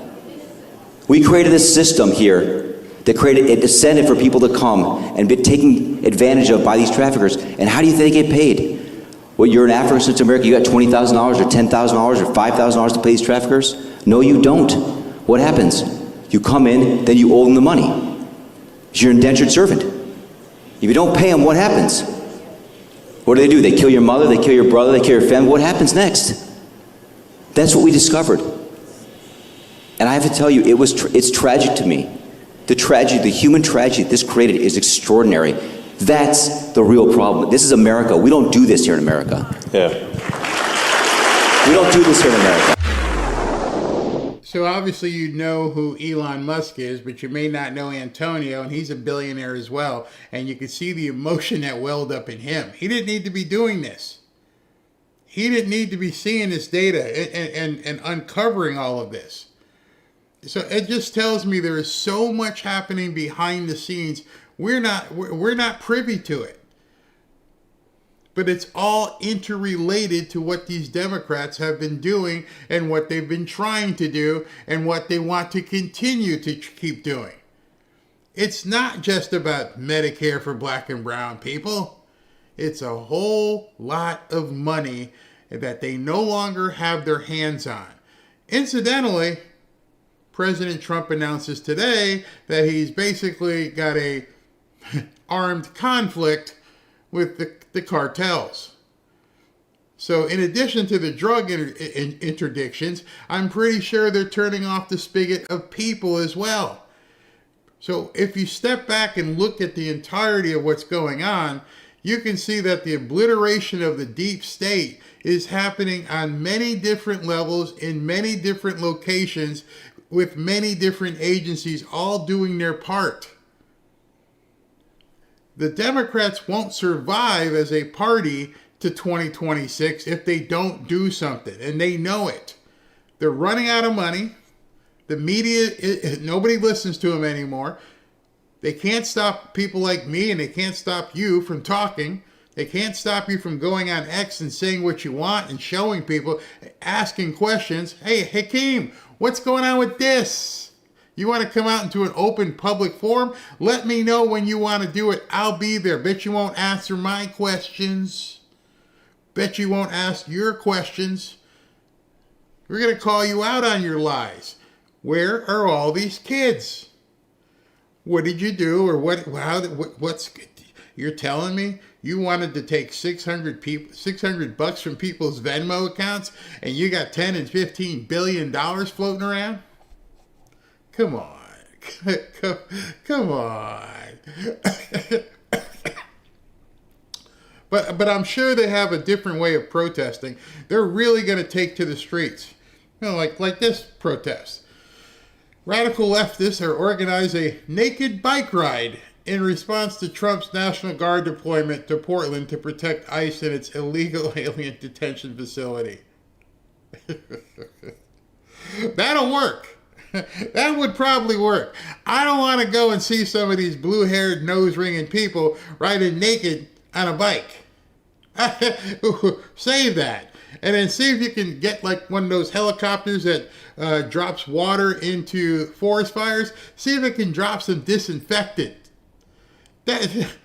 You got naked people riding bikes.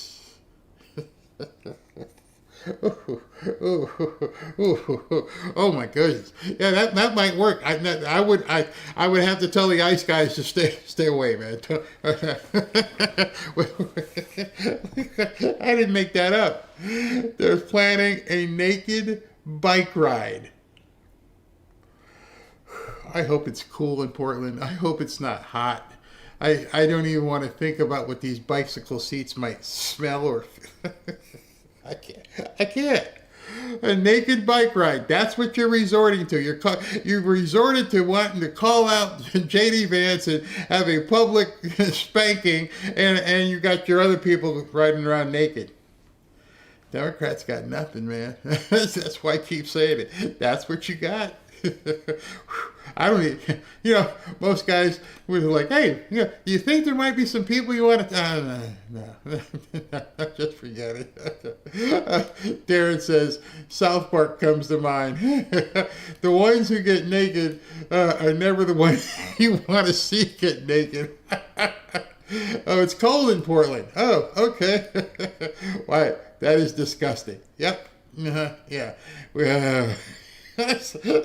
Ew, Ellie says. I'm sure there will be plenty of video and pictures, and I won't share any of them with you because I don't want to upset you. Get a helicopter and drop job applications with the disinfectant. I might need holy water eye drops, a naked bike ride in Portland. This is too funny. That sounds like an accident waiting to happen. A naked bike ride. Oh my goodness, that is just too much. That is too much. Doge never left and Elon stepped aside and meets as needed. I bet you. No more. You guys are funny. Bike abuse. Oh my goodness. How can we fix stupid? I want to know who organized it. And I want to know, can I see the organizational meeting? All right, everybody, we're going to meet Saturday morning. And I want you all to get naked. And we're going to ride a bike and protest. No more black helmet. No, nothing. You're just going to go completely naked. And we're going to ride around the town and protest. This might be the most effective protest ever. You're like, oh my God, oh no. And each ICE agent going, you want me to grab that? I don't think so. But then again, some rubber bullets would really, really sting. Wow. That's when you bring out the fire hoses for a well-needed shower. Somebody said, I bet they won't show that on the news. That'd be crazy. Remove the bike seats and burn them.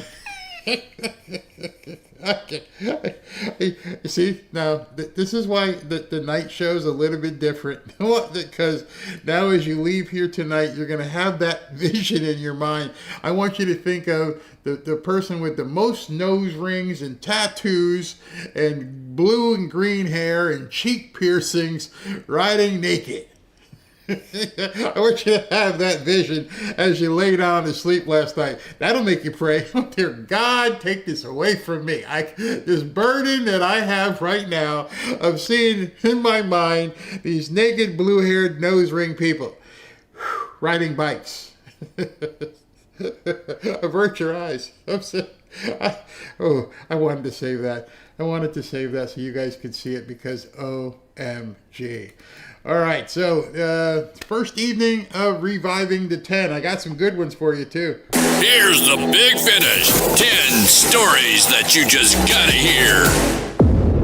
Number 10. If you guys think that we can survive another 3.5 years of this, I think you're delusional.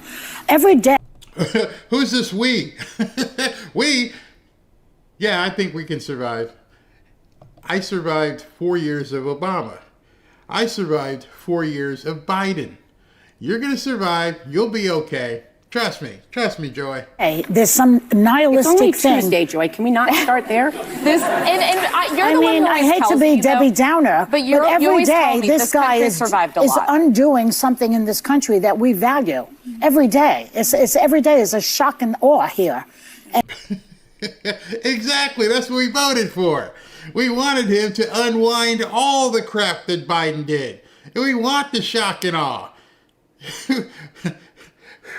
And I, for one, am skeptical that we will survive this. I am not. If you need that for a week, I do believe. But Joy, believe in our system. You've seen worse. No, I have not. Worse. No, I grew up during World War II. It's Whoopi that says she's seen worse. No, I thought All right, I'm going to need Whoopi to cheer us up. No, but every Cuban Missile Crisis, every president, civil rights, and they were all dealt with by presidents who were not, in the business of destroying the country and destroying the Constitution. I'm hopeful. I'm hopeful. I mean, we always had presidents presidents who followed the law, including Nixon. As bad as he was, he had respect for the Constitution. And he didn't. all the time. And he didn't go after the military and call them names. I've never heard of such a thing. Oh, that military speech that Pete Hegseth gave was just fantastic. It was delicious. It caused all kinds of tears. Oh my God, he said no beards and you can't be fat and you got to get in shape. Oh, the horror. In this country. We'll be Number 9. I also asked him what he thought of the tweet last night after the meeting in the Oval Office with our leadership and Senate leadership, what he thought of the tweet that the president put forward with our leader in a sombrero.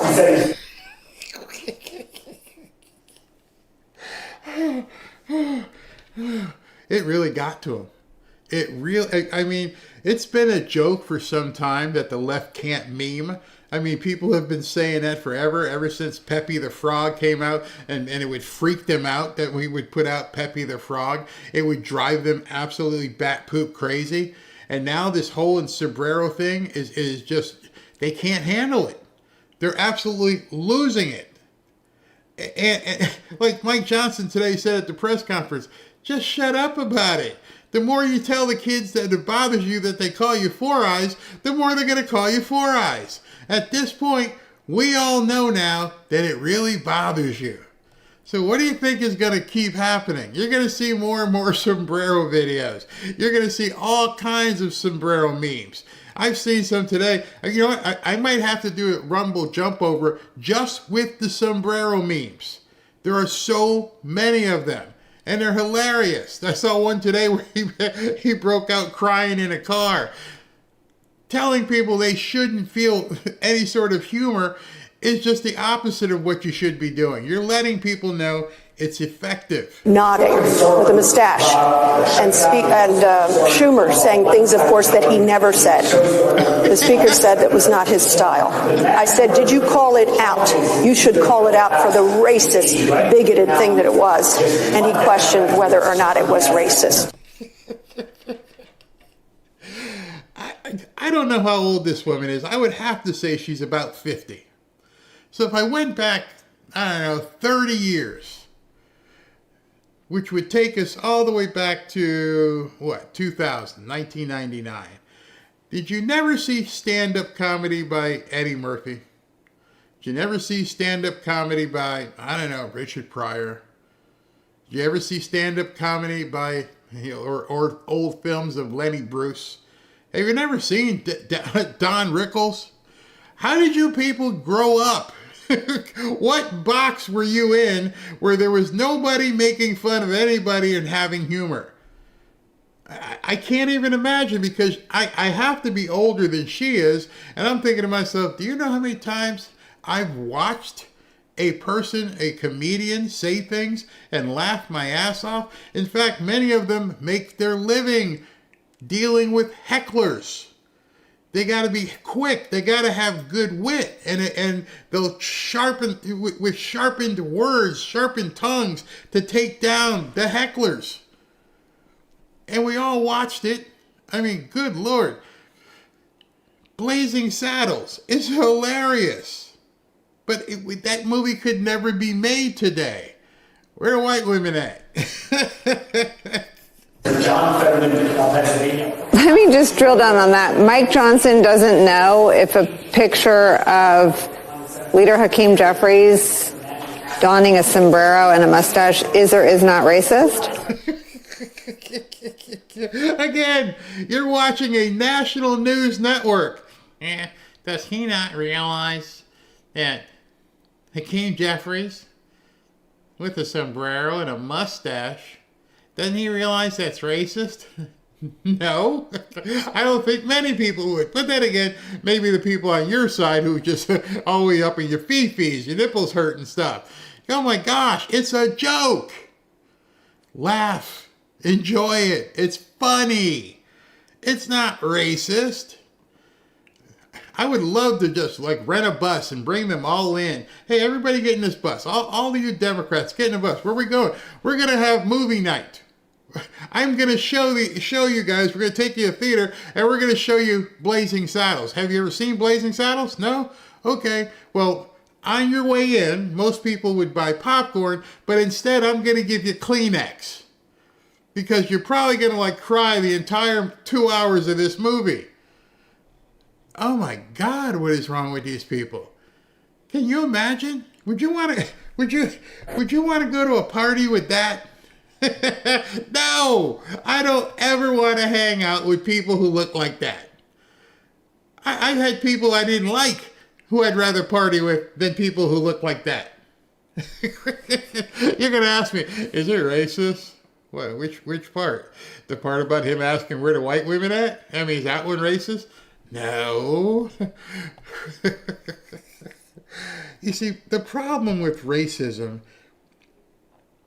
is nobody is putting out the, well, I shouldn't say nobody. There may be some people putting out those memes with ill intent. But most of the people pushing the memes out there are doing it to make fun of people. Ever seen a caricature? You ever see, like, when you go to the carnival or Disney or something and people draw a character and they give you a big giant head with little arms? Oh my God, that's racist. Seriously?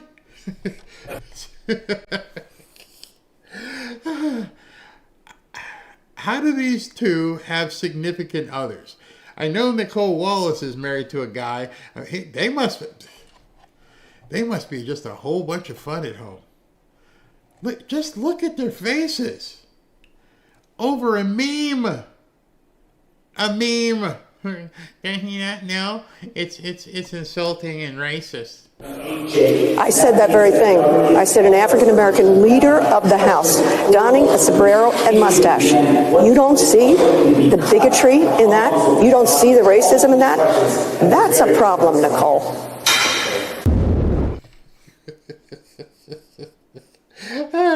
I feel like that's like an episode of Saturday Night Live. Remember when they did the episode with Alec Baldwin and the two ladies, and they're sitting there talking like this, sweaty wieners. that's what they remind me of. I'm like, if I was on set, I'm the cameraman, and I'm rolling this. Are y'all for real? Seriously, are you actually for real? Are you gonna cry? Number 8. The Trump administration will start firing workers instead of furloughing them, and do you think they might target workers in blue states? I do. I think it goes back to this question, Tom, that it appears like they're trying to do that. The disruption is there. The willingness of the Speaker of the House to blame. I have seen Fox News even correct this issue, that trying to tell the public we're in a massive misinformation campaign. The president himself tweeting out AI videos of fake news reports on healthcare. This is really... They're serious. AI videos. Do you know we've been making like mouth-synced videos for like ever? Now they're just getting better, and it actually bothers you. The part of this that you need to really pay attention to, because I know most of you are laughing and going, this is crazy. Naked bike riders and people freaking out. But when you look at their faces, you better realize if these people somehow get back in power, we're done. We are done. You will turn into Joel versus the volcano. You'll just go to work, shut up, don't say anything, and just go back and forth to work. They don't want any comedy whatsoever. I've never seen these people even like be happy, smile. And their kids are the same way. Dangerous, and it's really hard, and I cannot express to you the concern and the absolute bafflement and fear of our European allies asking me, is this stuff really going on? So yeah, I have a feel that they do that. And again, they're going to tell you this, and like with the VA, and this is what really drives me crazy, they'll come back and tell you, oh, we're not firing anybody important. We're not going to fire doctors. No, just the people who change the linens or get the surgical instruments cleaned so they're ready to go. Those people aren't there. Or the IT, the people that allow you to schedule your appointment with the VA. There's a reason that all these people work together in agencies, and everybody's valuable in them. So yes, I do worry about that, Tom. Number 7. Your view is the intervention. Okay. I'm sorry. As soon as I see the glasses, I can't help it. as soon as I look at the optics, I can't help it. You said to yourself, I look good today. I mean, I'm not saying I'm Robert Redford, but damn, I don't have a whole lot of hair, but dude, a pick. A pick would really help out. And maybe get the blowby or something. Damn, bro. And ma'am, Mr. Ma'am. Something fell on your face. I know you went there to the optometrist and said, give me the Rachel Maddow. You got the Rachel Maddow. That's what we're all wearing now. That's just before they even start talking. It gets worse listening to them talk. Of federal troops likely to assist local law enforcement in reducing crime in Memphis in a meaningful way? And is it worth the trade-offs? This is not going to help reduce crime in a meaningful way. And this doesn't have anything to do with crime. It's perpetuating the idea of black criminality and, from a government perspective, black inferiority as it relates to self-government and our inability, according to this administration and Governor Bill Lee and Cameron Sexton and the leaders of the Republican. What? What? Is it going to help with crime? And then you decided to open up Webster's dictionary. What? The good guys with guns and in uniform are there to stop the bad guys with guns. And I'm pretty sure the good guys with guns can stop the knuckleheads who are trying to start stuff. You could have broken it down that simple. I don't even know what the hell he just said. Like, huh? The criminality of the insanity of the. Hey, let's listen to Bro Man. Hey, Bro Man, can you say that one more time? Because way, and is it worth the trade-offs? This is not going to help reduce crime in a meaningful way. And this doesn't have anything to do with crime. It's perpetuating the idea of black criminality and, from a government perspective, black inferiority as it relates to self-government and our inability, according to this administration and Governor Bill Lee and Cameron Sexton and the leaders of the Republican Party in Tennessee, of our ability to be able to self-govern.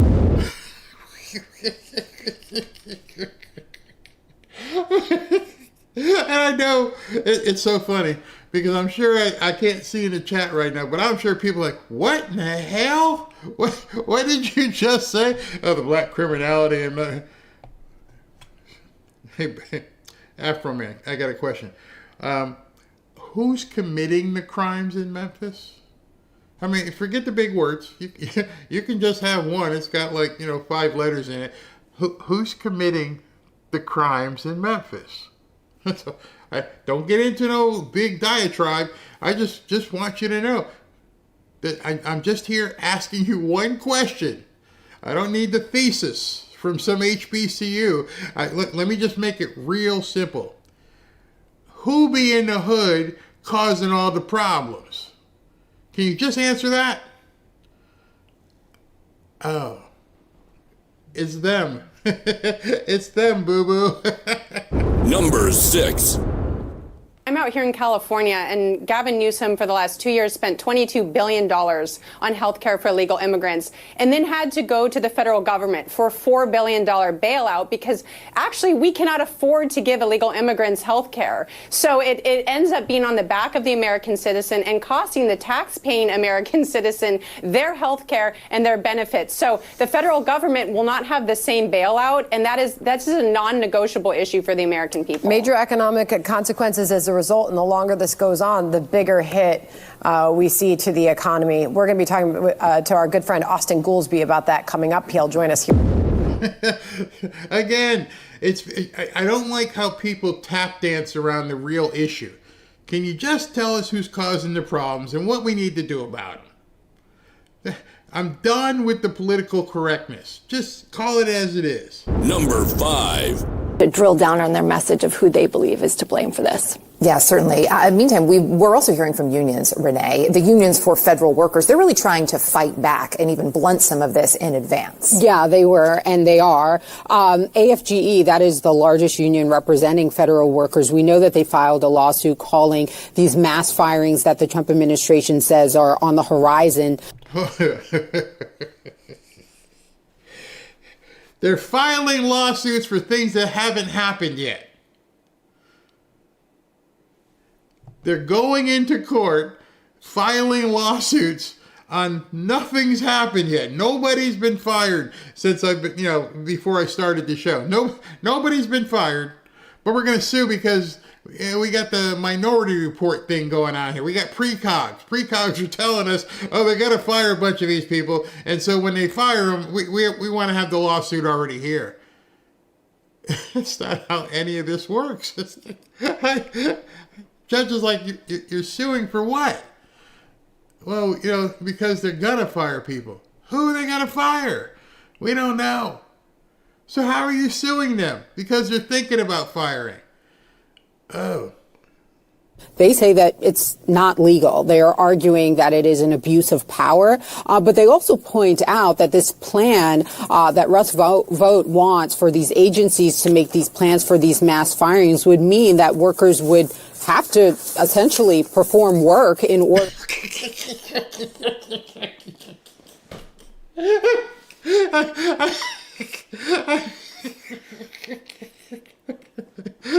Did you hear what she just said? I'm going to have to rewind it because I couldn't get through it the first time I heard it.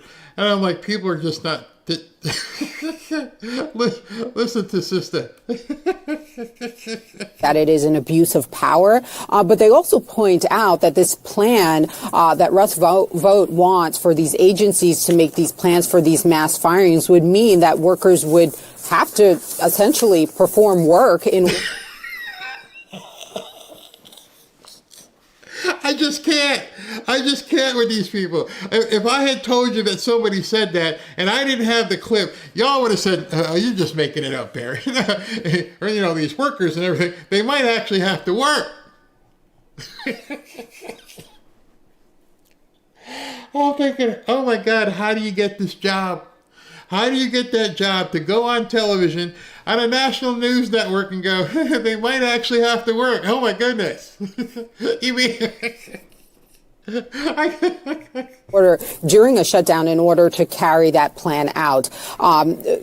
Pulling out a quote from the lawsuit, they say, the union says, it's a cynical use of federal employees as a pawn in the congressional deliberations, and that should be declared unlawful. So the union has not been afraid to file these lawsuits, and this is the latest battle that they are going to bat for these federal workers, saying that the law does not allow for, in the midst of a shutdown, for jobs to be eliminated, and truly that we have not seen anything like that in the past. Usually during a shutdown, workers are indeed furloughed, and once the shutdown is over, they regain their positions. They receive back pay. But what the Trump administration wants to do is quite different. They want to actually use this as a moment to actually eliminate positions. Erica? Yeah, certainly a shutdown unlike any other in many ways. Renee Mar, Selman Servati, appreciate the reporting. Thank you.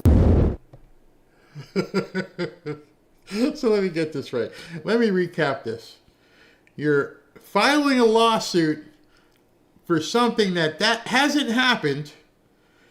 And part of the lawsuit is people who are workers are going to have to work. And you wonder why our country is in the position it is right now. She actually said that. She took the time to tell us that a lawsuit's being filed on something that hasn't even happened. How do you know what court to go to?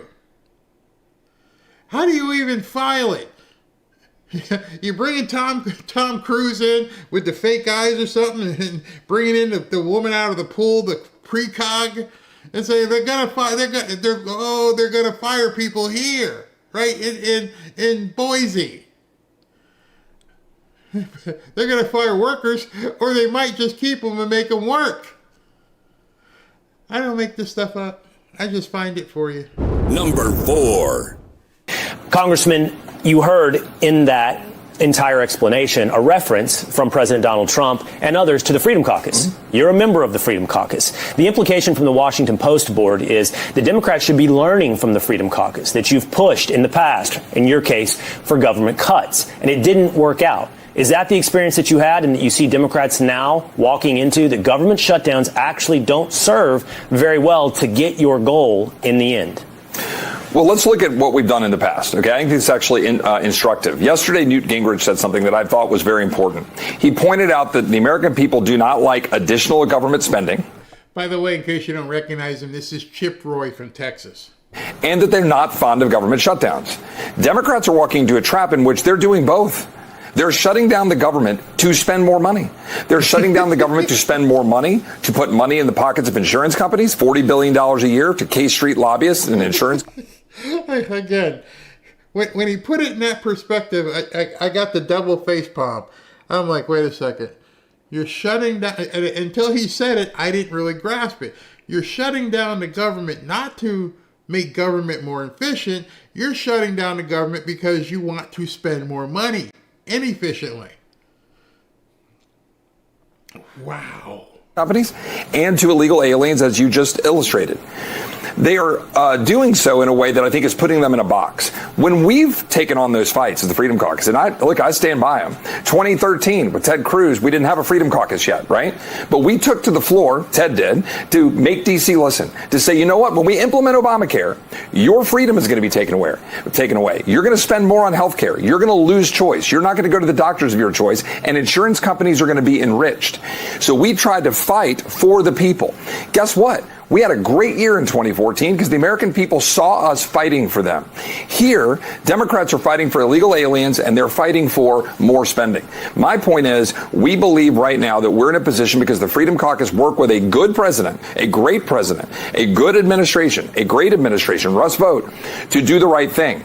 We passed a spending bill, a CR, to get us to November 20th. The Freedom Caucus helped lead to work and make that happen. After what happened, we worked with them to deliver on the big, beautiful bill, with Medicaid restraint of $1 trillion, with a $500 billion reduction of the Green New Scam subsidies, and we worked together to make all that happen. I know Chip Roy has fallen out of favor from MAGA, but what he was explaining right there was very important to understand, and it's absolutely true.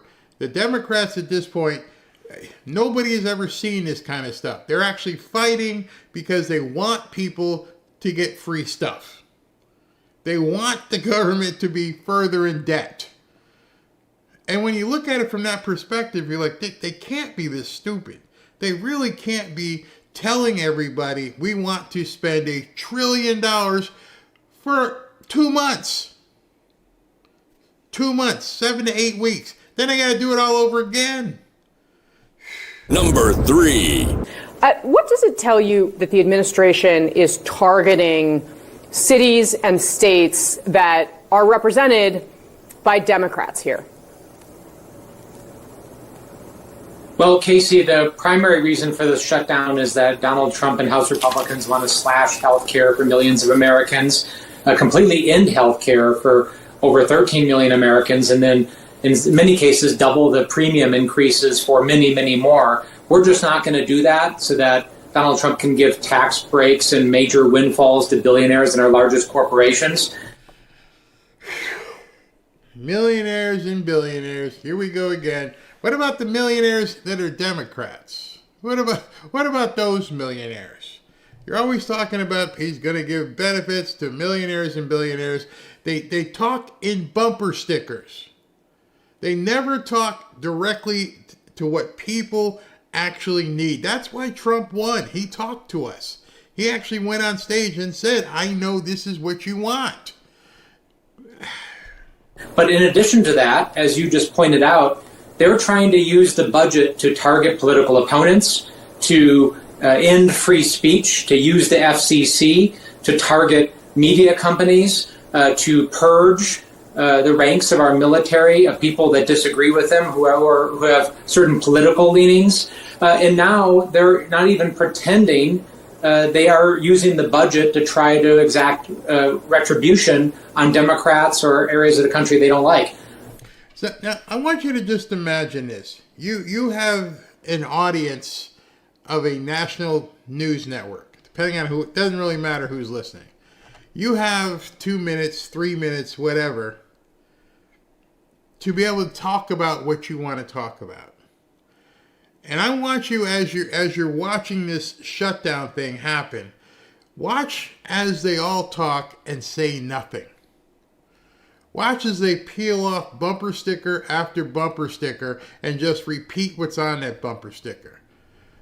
One of the things that I think is very, very revealing when you hear Democrats talk, and I've been saying it for quite some time, is they don't say anything that affects your life personally. What are you going to do to make my life better? Don't tell me the stuff you're afraid of. Don't tell me the boogeyman that makes you sleep with the light on. I don't want to hear that. Tell me what's going to make American lives better. And it bothers me to the point of concern that all we keep hearing is the same stuff over and over. It was the same stuff that Obama said. It's the same stuff that Kamala said and Biden said. And there's nothing new. They're not even trying anything new.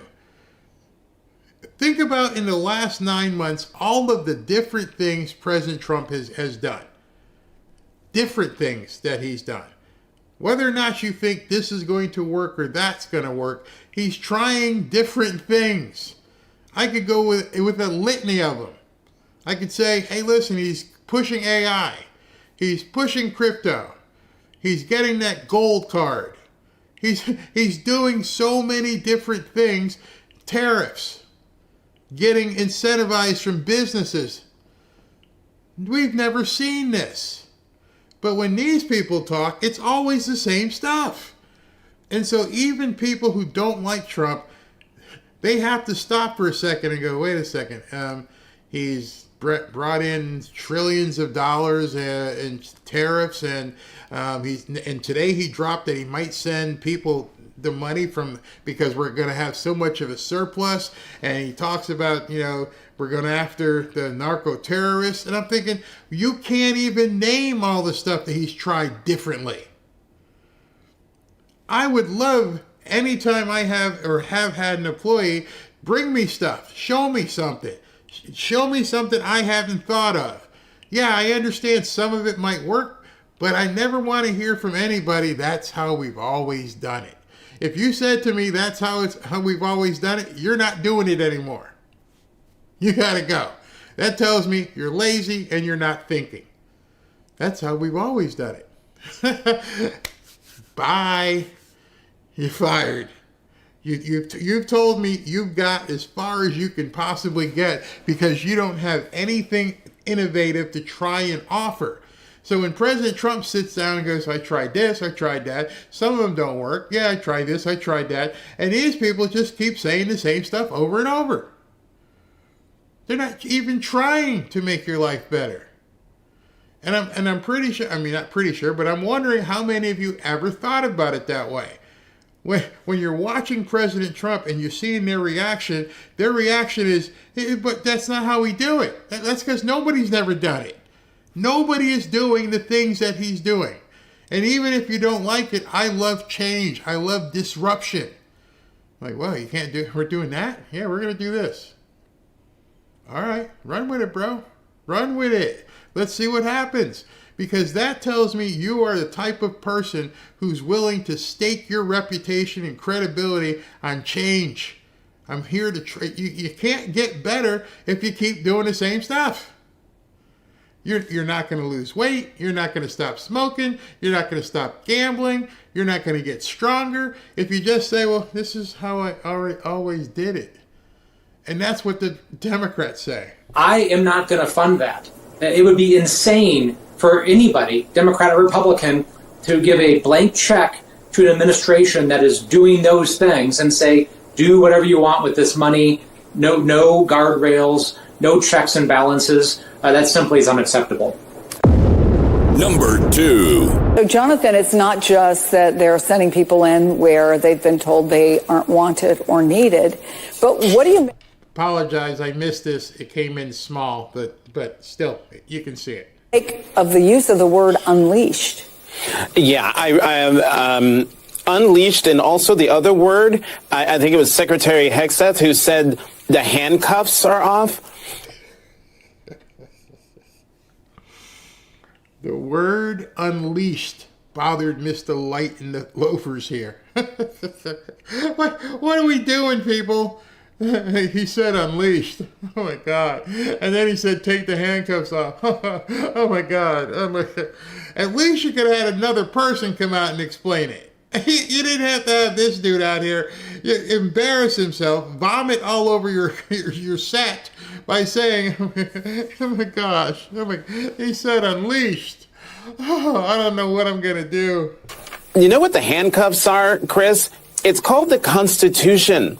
It's called due process. It's called the presumption of innocence. And so when you have the Deputy White House Chief of Staff tell law enforcement officers that they are, quote, unleashed to do what? It is one, disturbing that the President of the United States is using National Guards folks and threatening put the military on American streets to police Americans. But it's also troubling that you have a high-ranking White House official who is basically telling law enforcement officers that they don't have to pay attention to or follow the Constitution when exercising their duties. And so, wow, there's a reach. He's probably used to reaching. If you know what I mean, and I think you do. But in any event, words upset these people. The fact that toxic masculinity is being welcomed back disrupts their entire mental state. They can't even imagine warriors. They can't imagine men being men. And if women want to join the men, they got to bring it as well. Go ahead and download the movie G.I. Jane. Look what Demi Moore had to do. What is wrong with these people? How did we get to this point where words upset them? Unleashed. Take the handcuffs off. It's making them run into conniptions. How did we get so many weak, wussified people in position in the media and in Congress where words like this? You know, who was it? Alexander Hamilton and Aaron Burr. Hey, you said something pissed me off. Okay, we got to go out and shoot this out. You remember that? I think those are the two guys, Aaron Burr and Alexander Hamilton. I think that's the names. You can check me on it. But they didn't like what each other said, so like, okay, take your 12 steps and good luck. And they okay, one of them didn't make it. And you got these guys today in 2025 that are just, I would be embarrassed to say that words upset me. Including the N-word. Okay, yeah, you said it. I'll catch you later. But so he said unleashed, and he's talking about take the handcuffs off. Oh my God.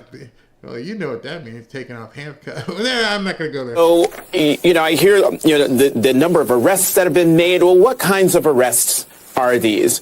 And who are the people who are being arrested? I saw one story this morning, Chris, where a member of the National Guard said that they're basically figuring out who to stop, pull over, search, arrest based on what they look like. And we know that that is now permissible given. Wasn't that what you guys ran on? We want to just hire people and install judges that look like me? Isn't that something you guys spent the last 4 years? I want to see people who look like me. Oh, they do the same thing. We want to know people who look like the people we're looking for. How about that? How about catchy? Yeah, people that look like me. What the Supreme Court ruled over the summer, if not last month, in terms of what the National Guard can do. I believe it was in Los Angeles, that case. Number one. But an actual win for the people they represent, that's a little harder. Where do you see this going?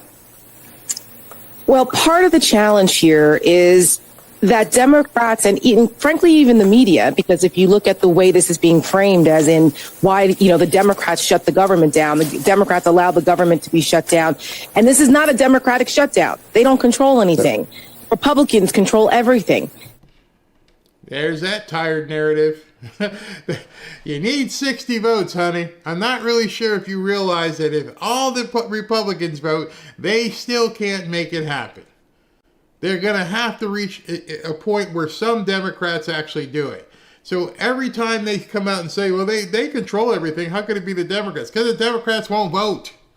You moron. And the Democrats should be unified in one voice saying, how dare the Republicans who are in charge from the White House to the House floor hold hostage the health care, the jobs, the livelihoods of the safety of the American people for political retribution on the part of Donald Trump. That's what this is about. They need to sit there and say, we are the ones that are here behaving like responsible legislators, showing up to work on behalf of the American people, all of the American people, not just red state or blue state or our red constituents or blue constituents. This impacts everyone. And the Republicans have made it clear that they don't give a damn about the entire country, that they only care about their base, and they will hurt the rest of the American people as a result, including their own base. Was she not alive the last 4 years? Did she not see what the Biden administration was doing? Does she not understand to the victor go the spoils? Did her own Messiah say elections have consequences? Now you want that not to be the case. Now you want to, you got to talk about us. No, the hell with you. At this point, Republicans need to stand up and say, you've had your chance. You voted for the wrong horse. You lost. You can either come along or you can stay where you are. I am done with this now all of a sudden sanctimonious stuff, but it's supposed to be for all the people. No, you made it very clear that over the last 4, 5, 6 years that it was all about people who look like you. And you wanted to make sure that all alternative types of lifestyles that we didn't care for, you use megaphones and blow it down our face 4 or 5 months a year. We didn't have any say about that. And then we couldn't use certain words. Still can't use certain words here. We're forced. You couldn't even do wheelies in a what do you call it, a crosswalk.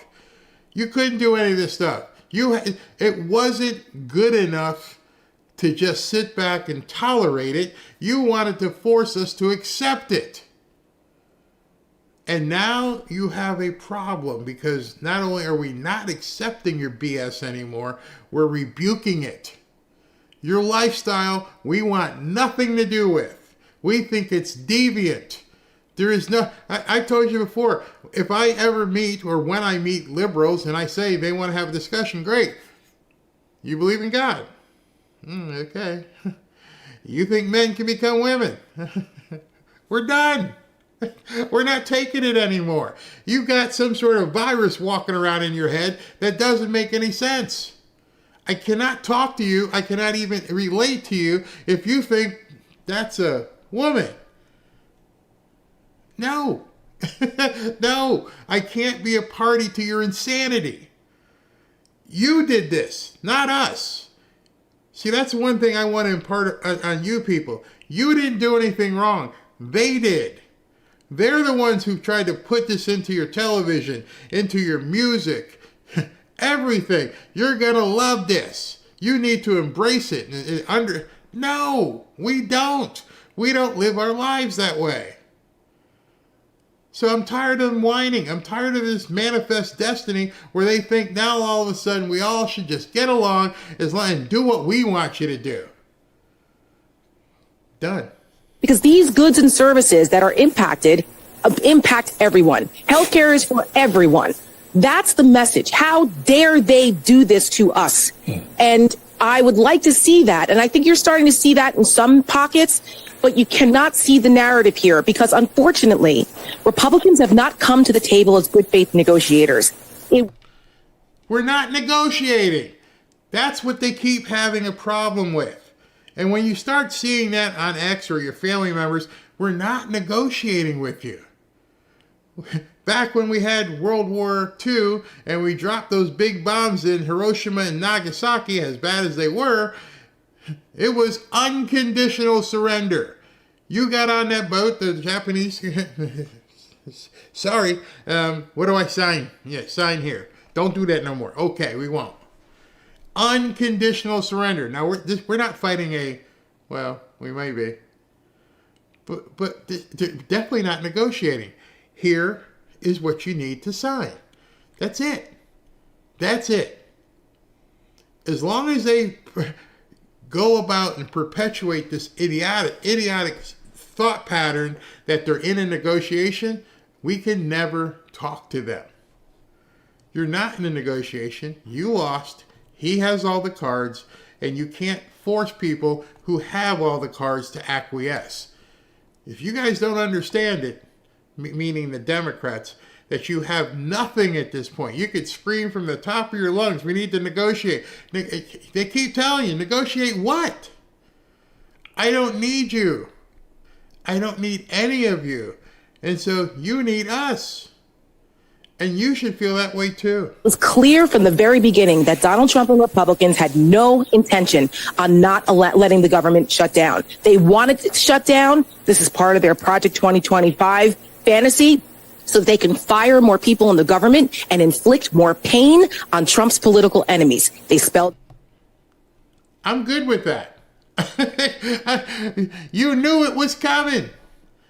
See, that's the problem. You all kept talking about Project 2025. You were all talking about retribution. What retribution was it when you tried to take everything from this man, including his life? You forget July 13th. You forget all the things that happened. Where was the negotiation then? Where was Letitia James? Hey, can we just can we just terminate this case? I'm going to get Trump. So we can't work this out. No, we're going to get Trump. Hey, Judge Mershant, can we not do this? I'm running for president right now. Is this something we can table? Just, nope. And on top of that, you can't talk. We're going to put a gag order on you. What? Don't talk. Hey, Fannie, this is kind of trivial. You really want to? Yep. And I want your mugshot. Where was the negotiation back then? When you were calling us deplorables and every other name, and when Hillary was talking about putting us into re-education camps and y'all were all loving it, where was the negotiation then? See, I don't forget. I'm pretty sure many of you don't forget. You made us put diapers on our faces. There's no negotiating that. You made people either do this or lose their jobs. There was no negotiation during that. You made people stand outside of a hospital room and their whole family couldn't come in. Only one could come in at a time and wave to grandma. There was no negotiation then. So spare me. It out. In Project 2025, Russell Vought was one of the authors. He has said it in his own writings that are well documented, and it's playing out in real time. Donald Trump always tells on himself in his Truth Social posts where he said he's going after Democrat agencies and punishing blue state. That's what this is about, and Democrats need to make sure the American people understand whose side Republicans are on and whose side they are on. Do they not know we know? See, this is the problem I'm having with them. I know wherever I go how to get out of where I'm going. I know if I get into a situation what I'm dealing with. Everywhere. Robin will tell you, why are you looking around? I'm looking around. I want to know. I want to see what's going on. We know what we're up against. We're very, very vocal about what we could and couldn't do and how little we meant. And I'm thinking the only reason this could possibly be is because they don't want you to remember everything they did over the last couple of years. Because it's a lot worse than shutting the government down. They shut the world down. And we had no choice. You couldn't even go on a paddleboard in the ocean. Oh yeah, remember that in California? Remember when kids were skateboarding and you plowed it up and put dirt in it because you didn't even want kids on skateboards? You completely went full fascist. So stay 6 feet apart. Don't. What the hell was all that? Where was the negotiation? Hey, I don't think this matters. I don't think this thing here really works where I can like eat and I can do this, but as long as I'm eating, I don't. What is all that? But now you want to negotiate. Sorry. Sorry. I am at least consistent. As a Catholic, a lifelong Catholic, I am against abortion. I'm also against the death penalty. I'm also against guns. I'm also against the starvation of children. I'm a humanitarian above all because I believe that all life is precious. So you're against the death penalty in all cases? Because some people really deserve I am against the death penalty in all cases. Well, I think in all cases. And that's why I find there is a hypocrisy with certain Christians who are pro-life, but they will pull that electric chair switch. They are pro-life. Yeah, maybe you missed that part in the Bible. Maybe you missed that part. We can help you out with that. Just saying. But they have their AR-15s in their cabinet. They are pro-life. But I'm pro-life. I'm pro-life, and that's why I have a pew-pew. Because the life I'm protecting is more important than the person trying to come in the window. I'm pro-life for the people behind me. That person out there, sorry. So, yeah, I might be for the death penalty. I love how they try to do these little nuances and make you feel bad about owning a gun, but at the same time being a Christian. Maybe if you people didn't do the stuff you do, we wouldn't have to arm up. They don't mind immigrant families being torn from each other. They are pro-life, but they don't care about little children's subsidies being taken away from them. That is. I don't think she knows what pro-life means. I think someone should give her the definition. Not pro-life. Oh, I made it through it. I actually made it through without just completely laughing too much. Oh my goodness. Well, unfortunate for these people, we have memories. And because we have memories, that's something they can't take away from us. And they don't want you to remember what they put you through. Whereas what I want to tell you is never forget. Never forget saying bye to a loved one that you couldn't give a hug or kiss because you couldn't do it. Because it might, cause problem. We got them behind sealed glass. Never forget having to walk around with a face diaper and sitting 6 feet away. Never forget losing your job because you wouldn't take a jab. Never forget what happened on July 13th. Never forget the trials. Never forget the ransom that they've made President Trump pay. Never forget all of that stuff. They count on it because that is their Achilles heel. That is their kryptonite. They cannot have people who have thinking minds who understand, no, I remember what you did. And I didn't have the power to do anything other than to vote for President Trump. And he's doing exactly what we want him to do because we don't ever want it to happen again. We will never go back. We will never comply again. I mean, thank God we lived here in Florida so we didn't have to go through basically any of it. But never again. And that's what they want you. They want you to forget everything that you've seen. Because if you forget, then you can become susceptible to it all over again. And so it's up to you at that point to make sure that you never give in to this stuff. These people are evil, and given the chance, if they were to be back in power, they would do right. They would pick it right up. It worked for them. They saw it work.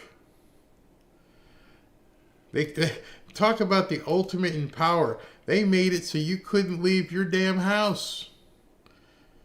And look what's happening in England and some of these other countries right now, and how they're basically just running roughshod over people. It's absolutely insane.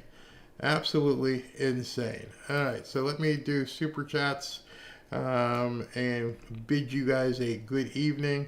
Hold on, this first one here. Okay, here's my man. There's my man. He's right there.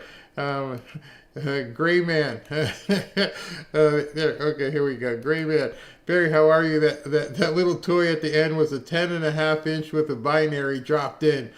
Christy built it. Christy Mozart built it herself from parts that ground up. I'll make that girl a gunsmith. Yeah, you shocked me, bro. When you pulled that thing out, I was like, oh, YouTube's gonna have a conniption. They're gonna have a fit when they see that.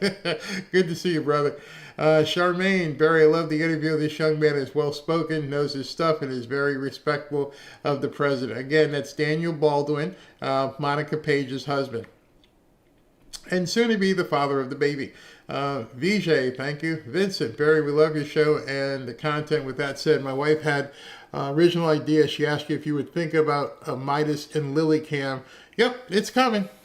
In fact, I think he's sitting in here. No, he's not in here. He's out there with Robin. But yes, that is coming. As I'm building this out, there will be a Midas cam. Talmadge Coates, thank you. Penny Quarter, Democrats are counting on the same lying rhetoric and blaming Trump for the crisis that they created. Their playbook is exactly the same, but unfortunately for them, they're playing against somebody who's got a completely different playbook, and he's crushing them. Moshe, hey, Jeffries' statement is racist. Planet Fatness, Democrats, oh, that's not a crime, it's an administrative violation. Also, Democrats, 34 felonies over Ledger. Retro Bill, Hakeem Sombrero is racist, but calling Trump a taco isn't. Exactly. Am I missing something? Yeah. Yep. No, you're not missing something. They are. Tinley, please dump buckets on bikers' ice bucket challenge. I have to look that up. Talmadge again, great job. Trump needs to put a dress on. Hakeem says he loves transgenders. With a sombrero hat. Halloween coming. Oh, can you imagine being a sombrero company for this Halloween? Tania, hope it doesn't freeze in Portland. Shrinkage. Oh, actually, if it's cold, it probably won't smell as bad. Where's Buddy? Buddy Sanders elect Speedy Gonzalez for Democrat. Hey, Speedy Gonzalez. Mary A., what in the hell did he say? He's talking about that black guy. I have no idea. The criminality of the functionality. Whatever. Fume Drummer, what did you think of the Dolphins rivalries uniform? Okay, went down there on Monday night. I loved them. I think that the NFL should let them be their uniforms all the time. I would love that. Michaela Ross, Barry, they thought Kathy Griffin was okay to behead Trump in effigy and had no issue with it because it was, quote, humor. Exactly. And lastly, cutting edge. I'm not an American, but I know that this country was founded on Christian values. Christian nationalism is my thing too. Look at the flag of my country, the Dominican Republic. Very nice. I love the DR. It has the Bible as a shield in the middle. Very, very nice. All right, everybody. Thanks for hanging out tonight. I know it got a little bit late, so if you didn't have a chance to stay for the whole show, you can go ahead and rewind or tell your friends. So in any event, tomorrow is Friday. And, before I go, let me always check the schedule here. What is President Trump doing tomorrow? Has he taken the day off? Wait a second. I got to show you something. SV just dropped. Okay.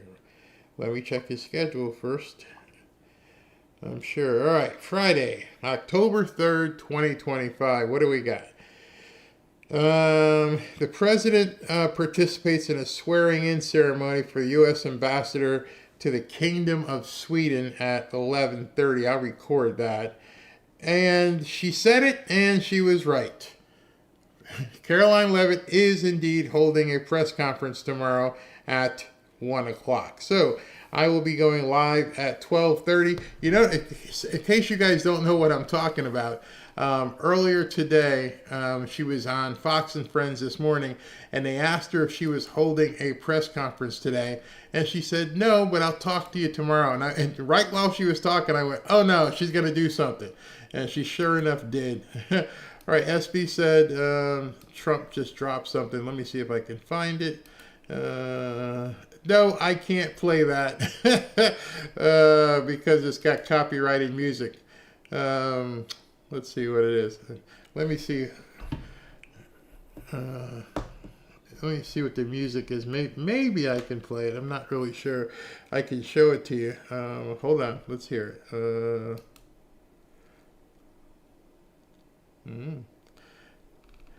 I'll do it. I'll download it for tomorrow and play it. He's been busy tonight. Looks like there's four or five different posts that he put up. He put this one up. The party of hate, evil, and Satan. Wow. The Democrat Party is dead. They have no leadership, no message, no hope. Their only message for America is to hate Trump. Wow, that's a powerful picture right there. The party of hate, evil, and Satan. Wow. He also posted this. Every dollar wasted on non-citizens is stolen from veterans, seniors, and working families. Democrats are about to shut down the government because they demand we fund health care for newcomers. Wow, he's been really busy. Record black imprisonment, record black welfare, record black employment. Wow. All right, so President Trump has been busy tonight, just posting all kinds of stuff. He's got a couple of videos. In case you're on True Social, I'll have to download them. And let me see this one if I can download it. I can't play it because I don't know about the music. If I don't know the music, it'll get me in trouble. So I can't play it. But in any event, he's been busy, very busy tonight. So, like SB said, might be some comms. All right, everybody. I will see you tomorrow at 12:30. She posted, and we do have a press conference tomorrow. Talk to you then. And why did that not play? And here we go. Da-da-da.